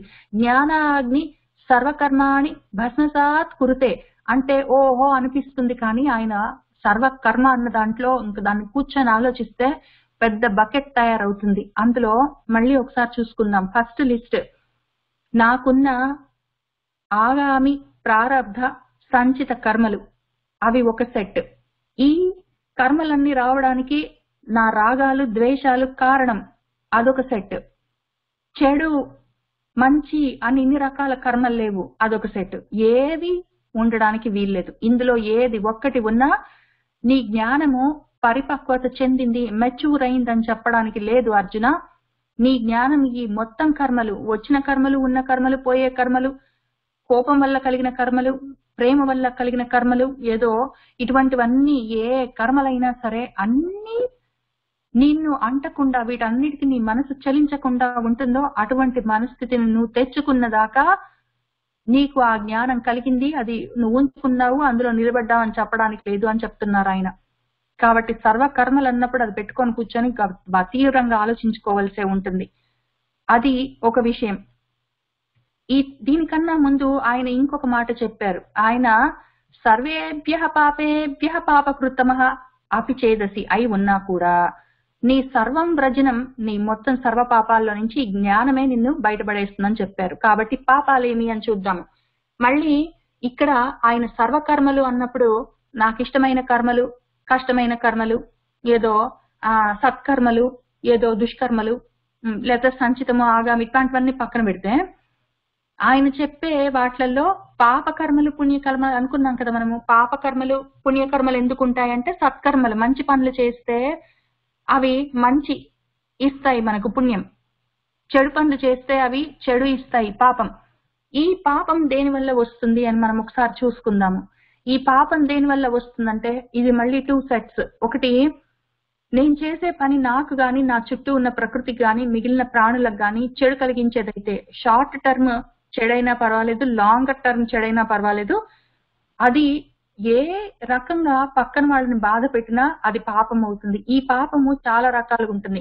నోటితోటి తిట్టేది లేదా నోటితోటి హింసించేది అదో రకం చెడు, లేదా శారీరకంగా చేసే చెడు ఉంటుంది, లేదా మానసికంగా చేసేది, పైకి నవ్వుతూనే మాట్లాడుతూ మనసులో తిట్టుకోవడము, మనసులో వాడు చెడిపోవాలని చెప్పి కోరుకోవడం, ఏ రకమైన సరే మనసుతో చేసిన, శరీరంతో చేసిన, నోటితో చేసిన, మాటతో, అవన్నీ పాపాలే. ఈ పాపాలు ఎందుకు వస్తాయి మళ్ళీ అంటే వాటి రూట్ కాజ్ ద్వేషము లేదా రాగము. నాకు ఒక వస్తువు అంటే చాలా ఇష్టము, అది నా దగ్గరికి రాకుండా పలాని వస్తువు ఆపుతున్నది, లేదా పలాని వాడు నాకు కావాల్సింది నాకు కాకుండా చేస్తున్నాడు. ఈ వస్తువు మీద ఉన్న రాగము, ప్రేమ, వాడు ఆపుతున్నాడన్న కోపంగా మారుతుంది. కాబట్టి అది ఈ రాగమైన, ఆ ద్వేషమైన, నేను చేసే పాపాలకి రూట్ కాజ్ అయి ఉంటుంది. కాబట్టి ఆ రాగాన్ని, ద్వేషాన్ని వదిలేస్తే అప్పుడు ఈ పాపాలు నాకుండవు. దానివల్ల కర్మలు, సగం కర్మలు నాకు దగ్ధమైపోతాయి. కాబట్టి ఆయన మొదటి నుంచి ఆయన అదే చెప్తున్నారు, మనసులో రాగాన్ని, ద్వేషాన్ని లేకుండా చేసుకో అని చెప్తున్నారు. ఎందుకంటే అది లేకపోతే, రాగము, ద్వేషం ఉన్నంత వరకు అవే పాపాలై మనల్ని పట్టుకుంటాయి. మనం ఏ పాపం చేసినా, పాపం అంటే పక్కవాడికి బాధ కలిగే రకంగా మనం ఏ రకంగా ప్రవర్తన చూపించినా అది పాపమే. అది ఎందుకు వస్తుంది అంటే దానికి పెద్ద కారణం ఏం లేదు. అందులో పైగా ఆయన ఇక్కడ సర్వేభ్య పాపేభ్య పాపకృత్తమః అన్నాడు. మొత్తం పాపిష్టాళ్లలో నువ్వు పాపిష్టాడివైనా ఈ జ్ఞానం నిన్ను బయటపడేస్తుందని చెప్పారు. కానీ నిజంగా ఆలోచిస్తే కూర్చొని అంత పాపాలు మనం చేసామా? నిజంగా ఎవరినైనా ఎత్తుకొని రావడం, కిడ్నాప్ చేయడం, మర్డర్లు చేయడం, ఇట్లాంటివన్నీ మనం నిజంగా చేసామా? లేకపోతే పక్కన వాడిని మొత్తమే దోచుకొని వాడి ఆస్తంతా మింగేయడం, ఇటువంటివన్నీ, వాడి ఇళ్ళు వాకిళ్ళు ఆక్రమించడం, ఇట్లాంటివన్నీ ఎక్కడ చేసాం మన జీవితానికి? చాలా మందికి చేసే అవకాశం రాదు. చాలా మంది మంచి వాళ్ళకి ఎందుకు మిగిలిపోతారంటే అవకాశం లేక. అవకాశం ఉంటే ఒకవేళ చెడు చేస్తారో ఏమో తెలీదు. అవకాశం లేక సగం మంది చేయరు. అవకాశం ఉన్నా లేకపోయినా, చేయకూడదు ధర్మం కాదు వద్దనుకొని చేసేవాళ్ళు చెయ్యరు. కానీ ఏదైనా సరే ఆ పాపం చెయ్యాలి అంటే ఆ చేసే పాపాలు పెద్ద పెద్ద పాపాలు ఏముంటావు మనకు. చాలా మందికి చిన్న పాపాలు ఉంటాయి. ఏదో పక్కింటి వాళ్ళ పెరట్లో ఉన్న కరివేపాకు చెట్టుకున్న ఒక రెబ్బ తెచ్చుకోవడం, ఇటువంటివి కూడా పాపాలే అని పరిగణ చేస్తుంది మనకి శాస్త్రం. అది చిన్న పాపాలు పెద్ద పాపాలు అని ఏమి రకరకాలుగా చెప్పదు. ఆయన ఎక్కడ పాపాల గురించి మాట్లాడినా, కర్మల గురించి మాట్లాడినా, ఆయన చిన్న కర్మలు, పెద్ద కర్మలు, పోనీలే చిన్న పాపాలు, పోనీలే మనసులో అనుకోలేదు, తెలియక చేశాడు, ఇట్లాంటివన్నీ ఆయన అనరు. ఈయన కోర్టు ఇంకా స్ట్రిక్ట్ గా ఉంటుంది. దీనికి తెలిసి చేసిన పాపాలు, తెలియక చేసిన పాపాలు, తెలిసి చేసిన కర్మలు, తెలియక చేసిన కర్మలు, ఏదో తెలిసి చేశాడు కాబట్టి ఈ పాపం శిక్ష అర్హము, ఇది తెలియక చేశాడు కాబట్టి ఈ పాపాన్ని మనం పట్టించుకోకలేదు, పోనీలే, ఇట్లాంటివన్నీ ఆయన కోర్టులో ఉండవు. ఆయనకు ఒకటే ఉంటుంది పద్ధతి, పాపం చిన్న లేదు పెద్ద లేదు, తప్పు చేసావు, పక్కవాడికి కష్టం కలిగింది, అది నీలో ఉన్న ఒక వస్తువు మీద నీకున్న అనవసరమైన మోహము, రాగము, లేదా ఒక వస్తువు గురించి నీకు ఉన్న ద్వేషము, కోపము, ఇవి ఏవైనా కారణాలైతే అది పాపంగా పరిణమిస్తే దాన్ని ఆయన ఊరుకోరు.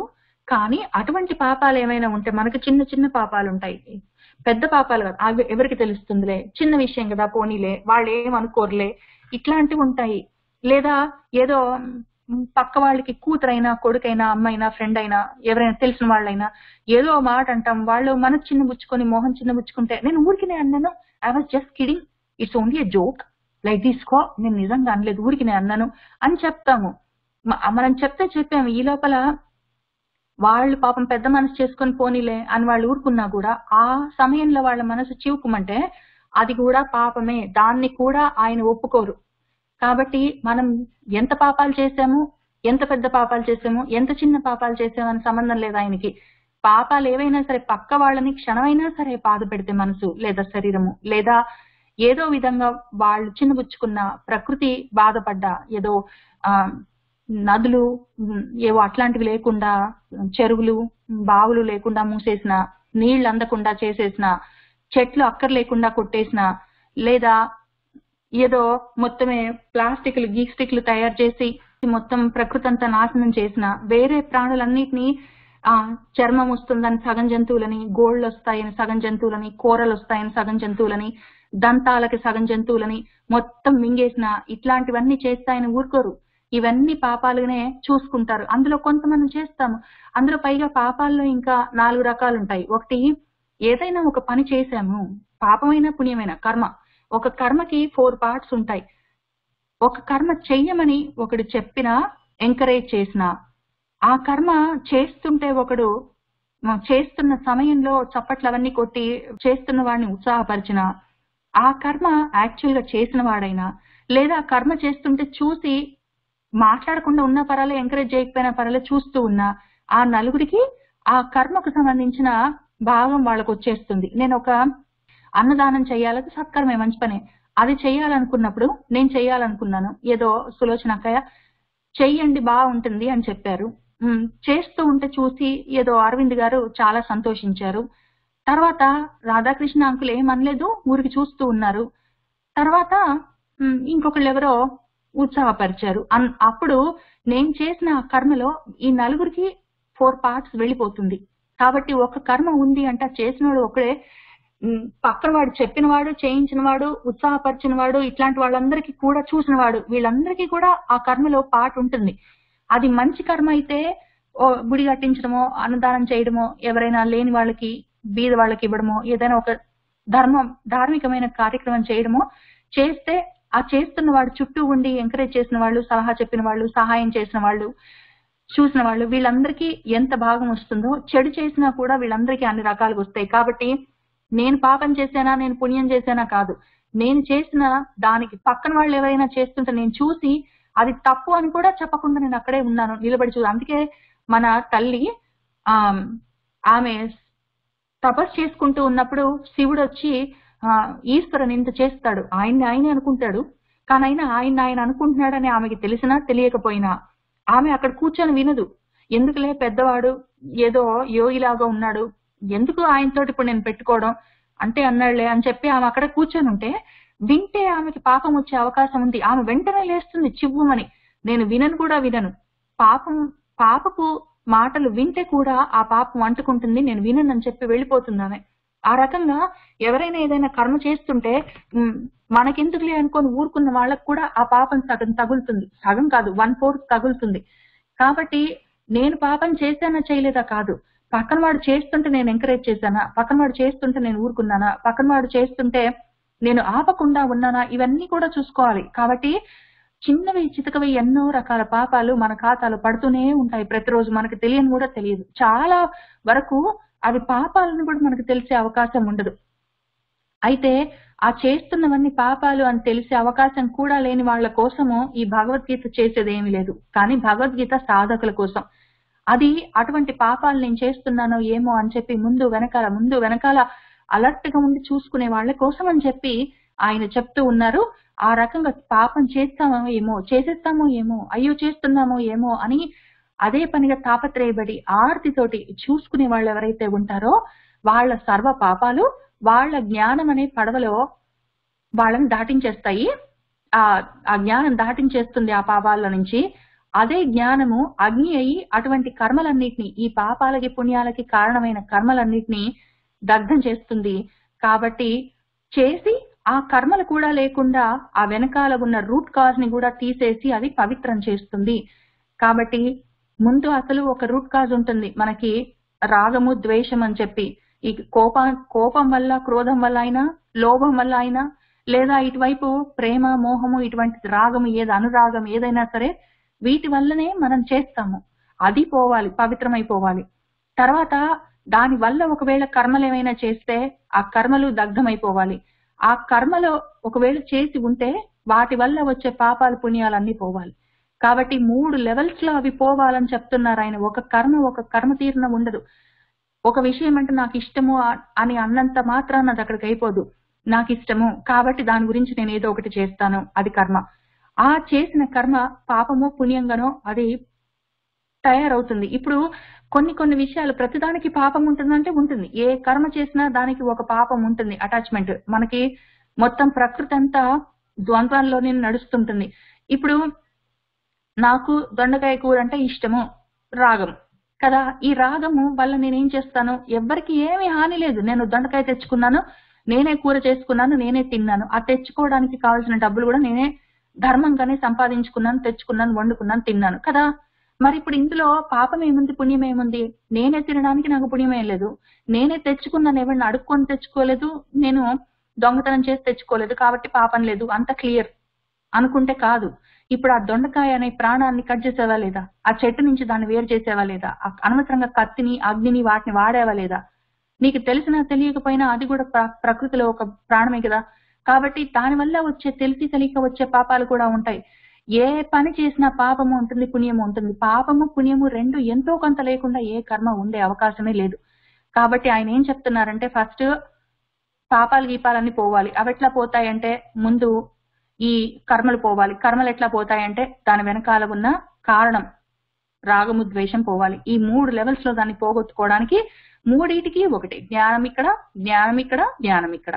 జ్ఞానం వల్లనే పాపాలు పుణ్యాలు పోతాయి, జ్ఞానం వల్లనే కర్మలు పోతాయి, జ్ఞానం వల్లనే నీకు అపవిత్రత వస్తుంది, శుద్ధి అవుతావు. క్లీనింగ్ ఎట్లా అవుతుంది? రాగం ద్వేషం పోవడం వల్ల. కాబట్టి ఏది జరిగినా జ్ఞానం వల్లే జరుగుతుంది అని ఆయన అదే పనిగా మళ్ళీ జ్ఞానం జ్ఞానం జ్ఞానం అంటే ఆయన ఊరికనే చెప్పట్లేదు. జ్ఞానం వల్లనే ఇది అనవసరమైన మోహము, ఇది అనవసరమైన ఇష్టము, ఇది అనవసరమైన ద్వేషము అన్నది మనకు జ్ఞానం వల్లే తెలుస్తుంది.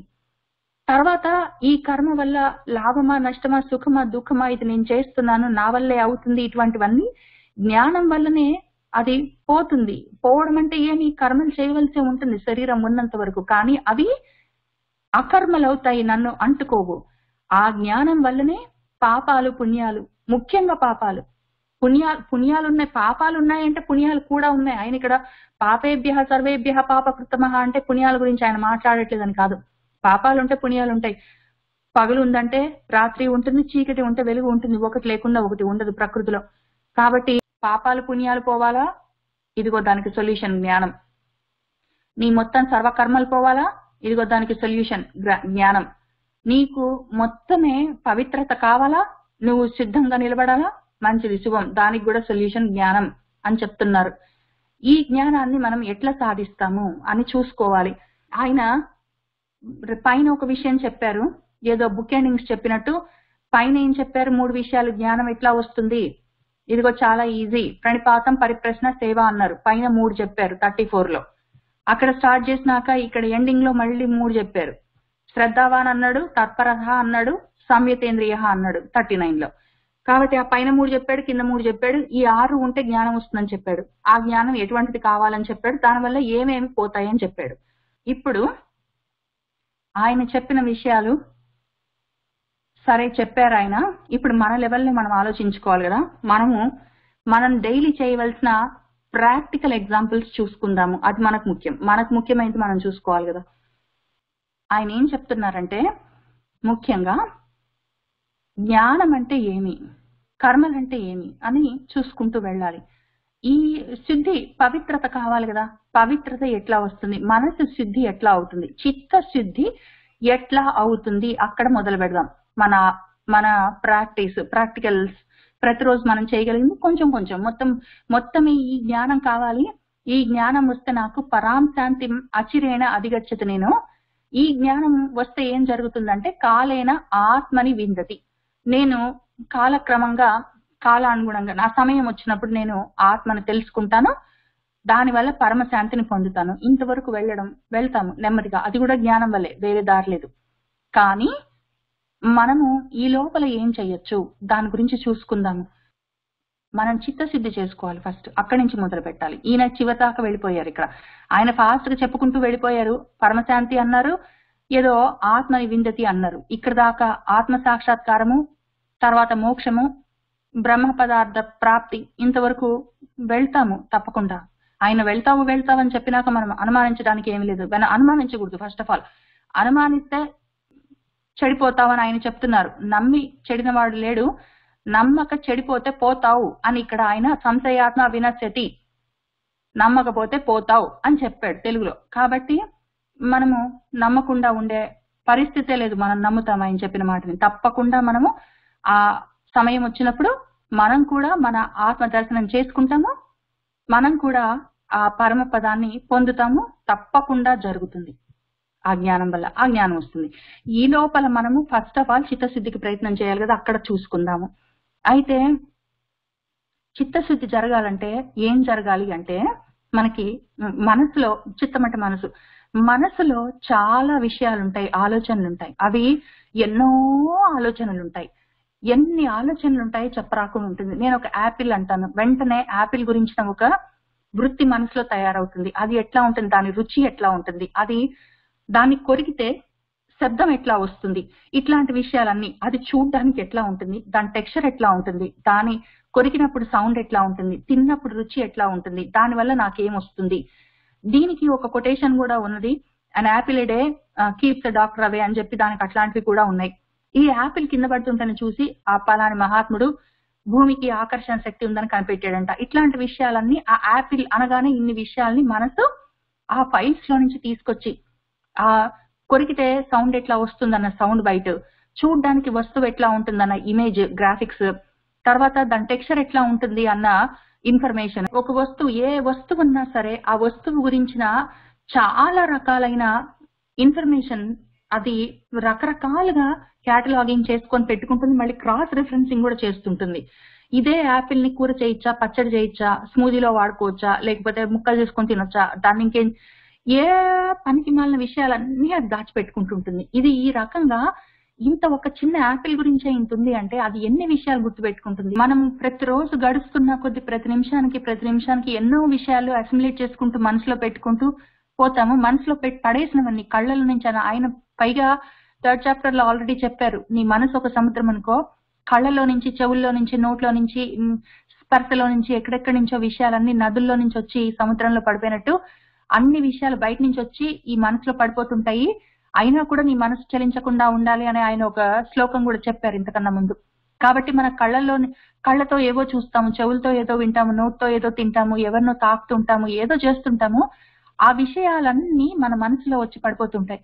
ఈ మనసులో వచ్చి పడిపోయిన విషయాలన్నిటినీ మనసు క్యాటలాగింగ్ చేసి దాన్ని సపరేట్ గా అన్ని మళ్ళీ దీని వాసన ఇది, దీని రుచి ఇది, దీని టెక్స్చర్ ఇది, దీని శబ్దం ఇది, దీని వల్ల లాభం ఇది, దీని వల్ల నష్టం ఇది అని, ఈ మనిషి ఉన్నాడు, ఈ మనిషి వల్ల నాకు ఇది నష్టము, వీడు నాకు కష్టం చేశాడు, ఎప్పుడో వాడు నన్ను ఈ మాట అన్నాడు, ఈ మనిషి చాలా మంచివాడు, వీడు నాకు ఈ మంచి చేశాడు, వీడి వల్ల నాకు ఈ లాభం ఉన్నది, వీడు నన్ను ఈ మాట అన్నాడు, నన్ను మెచ్చుకున్నాడు, నేనంటే వాడికి ఇష్టం. ఇట్లాంటివన్నీ ఎన్నో విషయాలని అది దాచుకుంటూనే ఉంటుంది.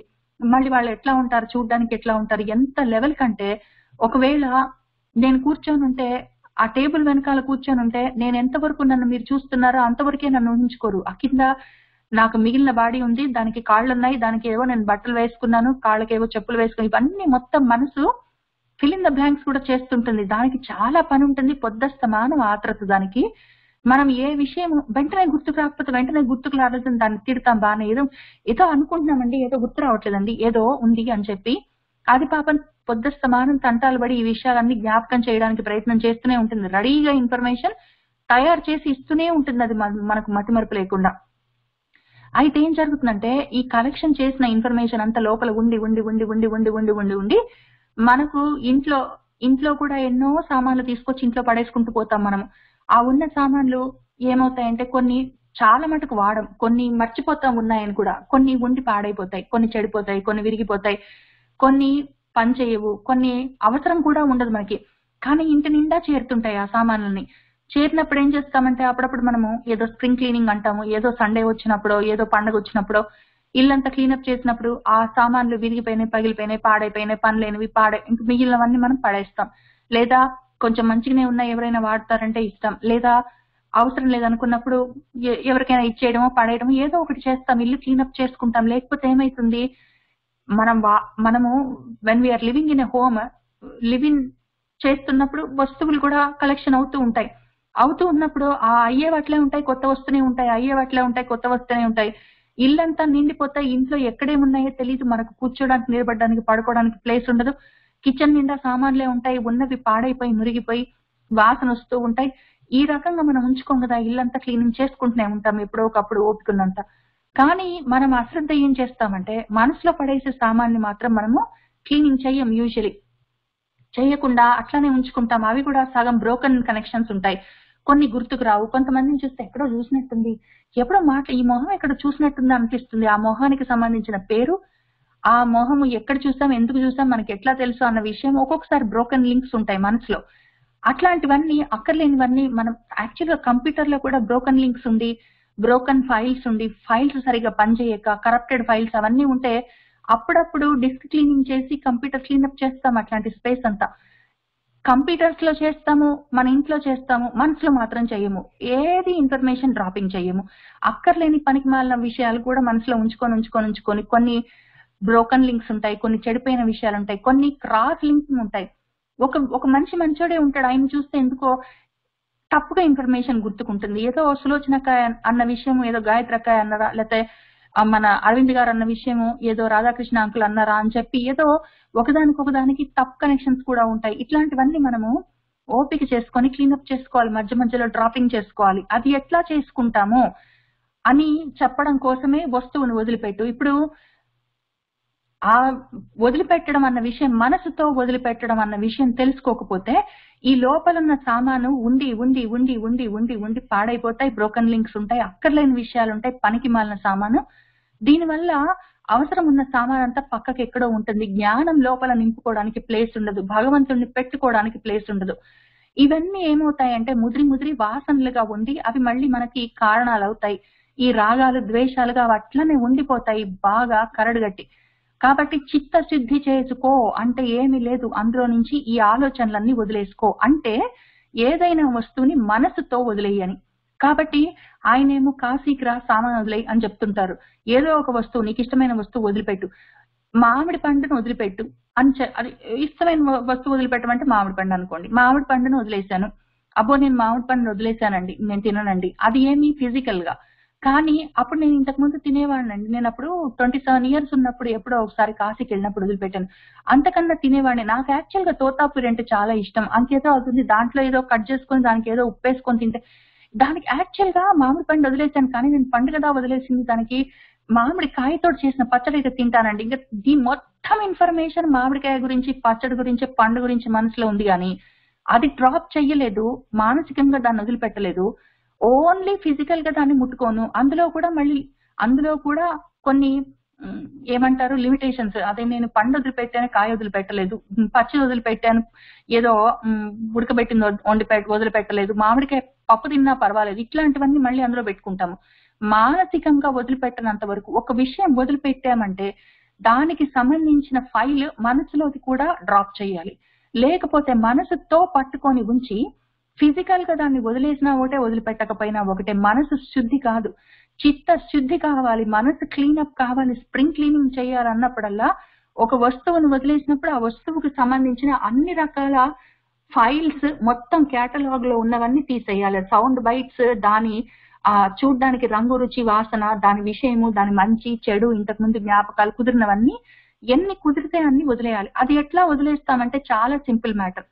ఫిజికల్ గా బయట తగిలించుకోవడం తగ్గించాలి, వాళ్ళతోటి వీళ్ళతోటి మాట్లాడడం, టీవీ చూడడం, ఇట్లాంటివన్నీ. ఎందుకంటే వీటి వల్ల ఆ వస్తువులు గుర్తుకొస్తూ ఉంటాయి. ప్రకృతి సంబంధించిన విషయాలు టీవీలు ముఖ్యం ఇంట్లోకి వచ్చేస్తాయి.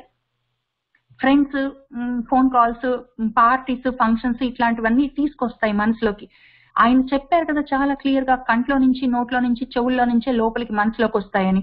ఈ మూడింటిని బయట ఫిజికల్ గా కంట్రోల్ చేయడం అంటే మనము వీటికి దూరంగా ఉండడము. పైగా మనసుతో వాటిని ఎట్లా వదిలేయాలంటే చాలా ఈజీ, చాలా ఈజీ. అది ఎంత ఈజీ సింపుల్ మ్యాటర్ అంటే దాన్ని మనము అంత ఈజీ కాబట్టి పట్టించుకోము. మనసుతో ఒకవేళ ఒక విషయం మొదలు పెట్టాలి అంటే మనసుకే చెప్పాలి. ఎప్పుడైనా మనము పలాని టైంకి నిద్ర లేవాలని మనసులో అనుకుంటే అది మనసు నోట్ రాసుకుంటుంది, రాసుకొని రిమైండర్ ఆ టైంకి లేపుతుంది. ఎందుకంటే దాని లక్షణం అది. అందులో ఒక పని దానికి అలవాటు చేపిస్తారు. 2-3 రోజులు చేస్తే 4వ రోజు అది గుర్తుపెట్టుకొని రిపీట్ మోడ్ లో పెడుతుంది. ఆ పని అదే పనిగా చేస్తుంటుంది. ఆ రకంగా దానికి ఒక పనిని అలవాటు చేయొచ్చు. అట్లానే ఒక పని అవసరం లేదు, ఒక మనిషి అవసరం లేదు, ఒక పండు అవసరం లేదు, ఒక విషయం అవసరం లేదు అనుకున్నప్పుడు ఈ విషయాన్ని డ్రాప్ చేయని దాంతో డైరెక్ట్ గా చెప్తే అది ఆ విషయం మర్చిపోతుంది అంతే. అది నేను చేశాను కాబట్టి చెప్తున్నాను. అది చాలా కష్టం అనిపిస్తుంది, చాలా సింపుల్ మ్యాటర్. అది ఈ విషయం అవసరం లేదు నాకు, కొబ్బరికాయ గురించి నేను ఇంకా ఇవాళ నుంచి నేను దాని గురించి ఆలోచించాను, నువ్వు ఆ విషయం వదిలే అని మనసుకు చెప్తే అది అక్కడ ఆ విషయం వదిలిపెడుతుంది. మళ్ళీ ఎప్పుడైనా కొబ్బరికాయ చూసినప్పుడు కొంచెం గుర్తొస్తుంది, కానీ అది ఎక్కువ విషయాలు దానికి గుర్తురావు ఇంకా అప్పుడు, ఎందుకంటే అది మొత్తం ఫైల్ డ్రాప్ చేస్తుంది. ఈ విషయం గురించి ఈయన నన్ను అన్నాడు ఏదో ఒక మాట, నా మనసు బాధ అనిపించింది. కానీ ఆ మనిషిని కానీ, ఆ అన్న విషయాన్ని కానీ, ఆ మాటని కానీ, ఆ మాట వల్ల నాకేమైనా బాధ అనిపిస్తే ఆ బాధను కానీ మొత్తం ఫైల్ అంతా డ్రాప్ చేయి అని చెప్తే అది ఆ విషయం వదిలేస్తుంది. మళ్ళీ ఆ మనిషి ఎప్పుడైనా కనపడ్డా కూడా ఈ పాత ఫైల్ అంతా తిరగదోడి చూపించదు అది, ఎందుకంటే అది ఎప్పుడో ఆ ఫైల్ డిలీట్ లో పెట్టేస్తుంది. అది ఇంకా అది ఉండదు యూజువల్ గా. ఓన్లీ దానికి చెప్పాలంటే డైరెక్ట్ గా దాంతో కమ్యూనికేట్ చేయాలి. అది చాలా ఈజీ. నేను చేసే చెప్తున్నాను. నాకు చాలా విషయాలు గుర్తుండవు. నాకు ఏ విషయాలు గుర్తుండాయంటే ఇంతకు ముందు 3 విషయాలు గుర్తుండేవి. ఒకటి నేను చదువుకునే చదువు, 2 నా కూతురు గురించిన విషయాలు, దానికి స్కూల్లో ఎప్పుడు ఫీజు కట్టాలి, దానికి ఎగ్జామ్ ఎప్పుడు ఉన్నది, దానికి ముఖ్యమైన దానికి డేట్స్ ఏమున్నాయి, అట్లాంటివన్నీ నాకు గుర్తుండాలి కాబట్టి అవి గుర్తుంటాయి.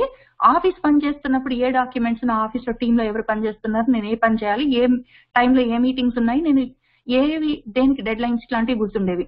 ఇప్పుడు ఆ ఆఫీస్ పనులు కూడా వదిలేశాను కాబట్టి నాకు 2 నా శరీరాన్ని నడిపించడానికి కావాల్సిన విషయాలు రిపీట్ మోడ్ లో ఉంటాయి. రోజు పొద్దున్న లేవడం, పడడం, స్నానం చేయడం, ఏదో వంట చేయడం, మింగడం, ఇట్లాంటివన్నీ.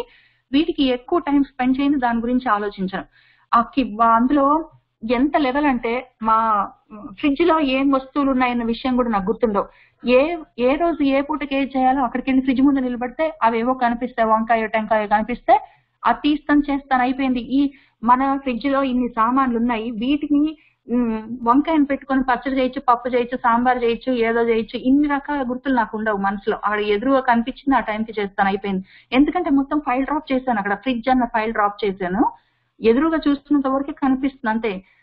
ఓన్లీ నేను చదువుకున్న వస్తువు, నేను ఏం చదువుకున్నాను, ఏ డాక్యుమెంట్లు ఎక్కడ పెట్టుకున్నాను, దేన్ని ఎక్కడ నోట్స్ రాసుకున్నాను, ఇట్లాంటివే ఉంటాయి నా కేటలాగ్ లో.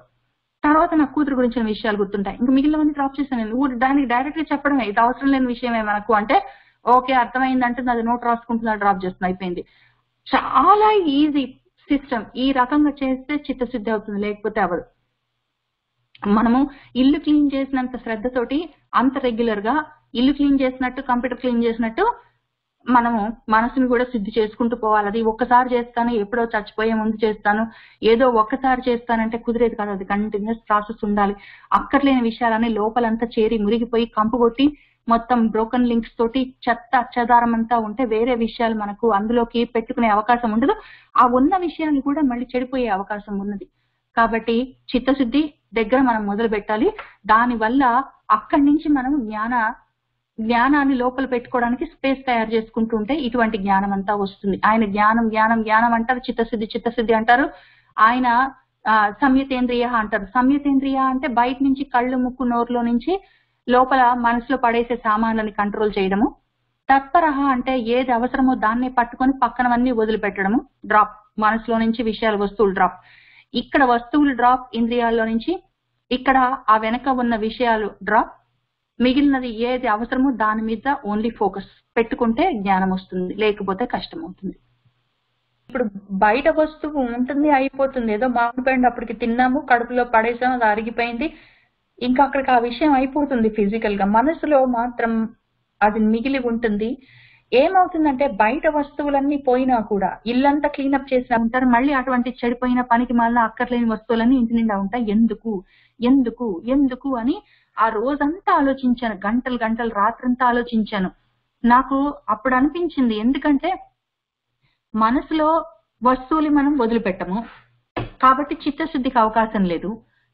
బయట వస్తువులు పాడైపోయినా చెడిపోయినాయి, పని చేయవు, దరిద్రం దండగా అని తెలిసినా పడేయము.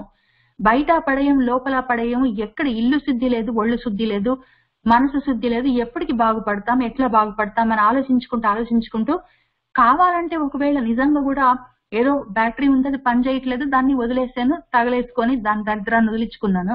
కానీ ఒక బ్యాటరీ ఉండే, అది పాపం చాలా రోజులు నాకు హెల్ప్ చేసింది.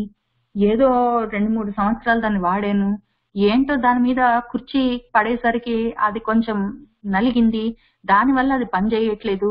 దాన్ని పెట్టుకునేసరికి నేను ఆ రోజు చదువుకునే దాన్ని, నా ఫోన్ పని చేయలేదు, డ్రాప్ అయ్యింది, దానివల్ల క్లాస్ వినలేదు. ఇంక ఇప్పుడు మొత్తం దానికి సంబంధించిన ఇంత నోట్స్ మనసులో అవసరమా? ఫస్ట్ ఆఫ్ ఆల్ చెడిపోయిన చెత్త బ్యాటరీ పడేసి దానికి సంబంధించిన కరస్పాండింగ్ పనికి మాలిన ఫైల్ మనసులో నుంచి వదిలేస్తే ఇల్లు క్లీన్, మనసు క్లీన్. ఇటు ఇల్లు క్లీన్ ఉండదు, అటు మనసులో అనవసరమైన ఇన్ఫర్మేషన్. అది నల్లగా ఉండేది, అది 1 feet దానికి ఆ పొడుగ్గా ఒక తోక ఉండేది. దాన్ని అప్పుడు నేను వాడుకునే ఆండ్రాయిడ్ ఫోన్ కి వాడేదాన్ని. ఇప్పుడు నేను ఐఫోన్ 4కో 5కో 10కో, అది ఏ నెంబర్ ఉందో ఇప్పుడు అది, దానికి మూవ్ అయ్యాను. దీనికి వేరే బ్యాటరీ ఉన్నది. ఆ బ్యాటరీ మరి పనిచేస్తుందో లేదో. ఇప్పుడు ఇంత అనవసరమైన అక్కర్లేని ఇన్ఫర్మేషన్, ఇప్పుడు ఇవన్నీ పెట్టుకోవడం వల్ల మనసు చిత్తశుద్ధి ఎక్కడి నుంచి వస్తుంది? మనం ఇల్లు శుద్ధి చేసుకోవాలి, ఒళ్ళు శుద్ధి చేసుకోవాలి, చిత్తశుద్ధి చేసుకోవాలి. 3 రకాలుగా శుద్ధి లేకపోతే మాత్రం మనకు ముందుకు వెళ్ళడం కష్టం. జ్ఞాన యోగంలో ఉన్నప్పుడు మాత్రం ఇది తప్పనిసరి. భక్తి యోగంలో అయినా సరే ఇది తప్పనిసరి. ఏదో ఒక యోగ సాధన చేస్తున్నామంటే 3 రకాలుగా మనం ఆ శుద్ధి ఉండవలసిందే. ఒక్క విషయం గుర్తురాదు, ఒక మంచి మాట వినడానికి లేదు, ఎప్పుడు ఇదే తాపత్రయం అనుకుంటే ఎక్కడ బాగుపడతాను నేను? ఆయన ఎన్ని పద్యాలు చెప్పినా, ఎన్ని శ్లోకాలు చెప్పినా ఎప్పటికి బాగుపడతాను నేను? పెద్ద పెద్ద ఆశలు నాకు లేవు. ఆత్మ సాక్షాత్కారం చేసుకోవాలి, భగవత్ ప్రాప్తి పొందాలి, నేను పరమపదాన్ని చేరుకోవాలి, నాకు మోక్షం కావాలి, ఇట్లాంటివన్నీ. నాకు చిన్నది, నా మనసు క్లీనప్ చేసుకోవాలి, కోపాలు తగ్గించుకోవాలి, మనసు చిన్నబుచ్చుకోవడం ఆపుకోవాలి. అక్కడి నుంచి మొదలు పెట్టాను నా సాధన.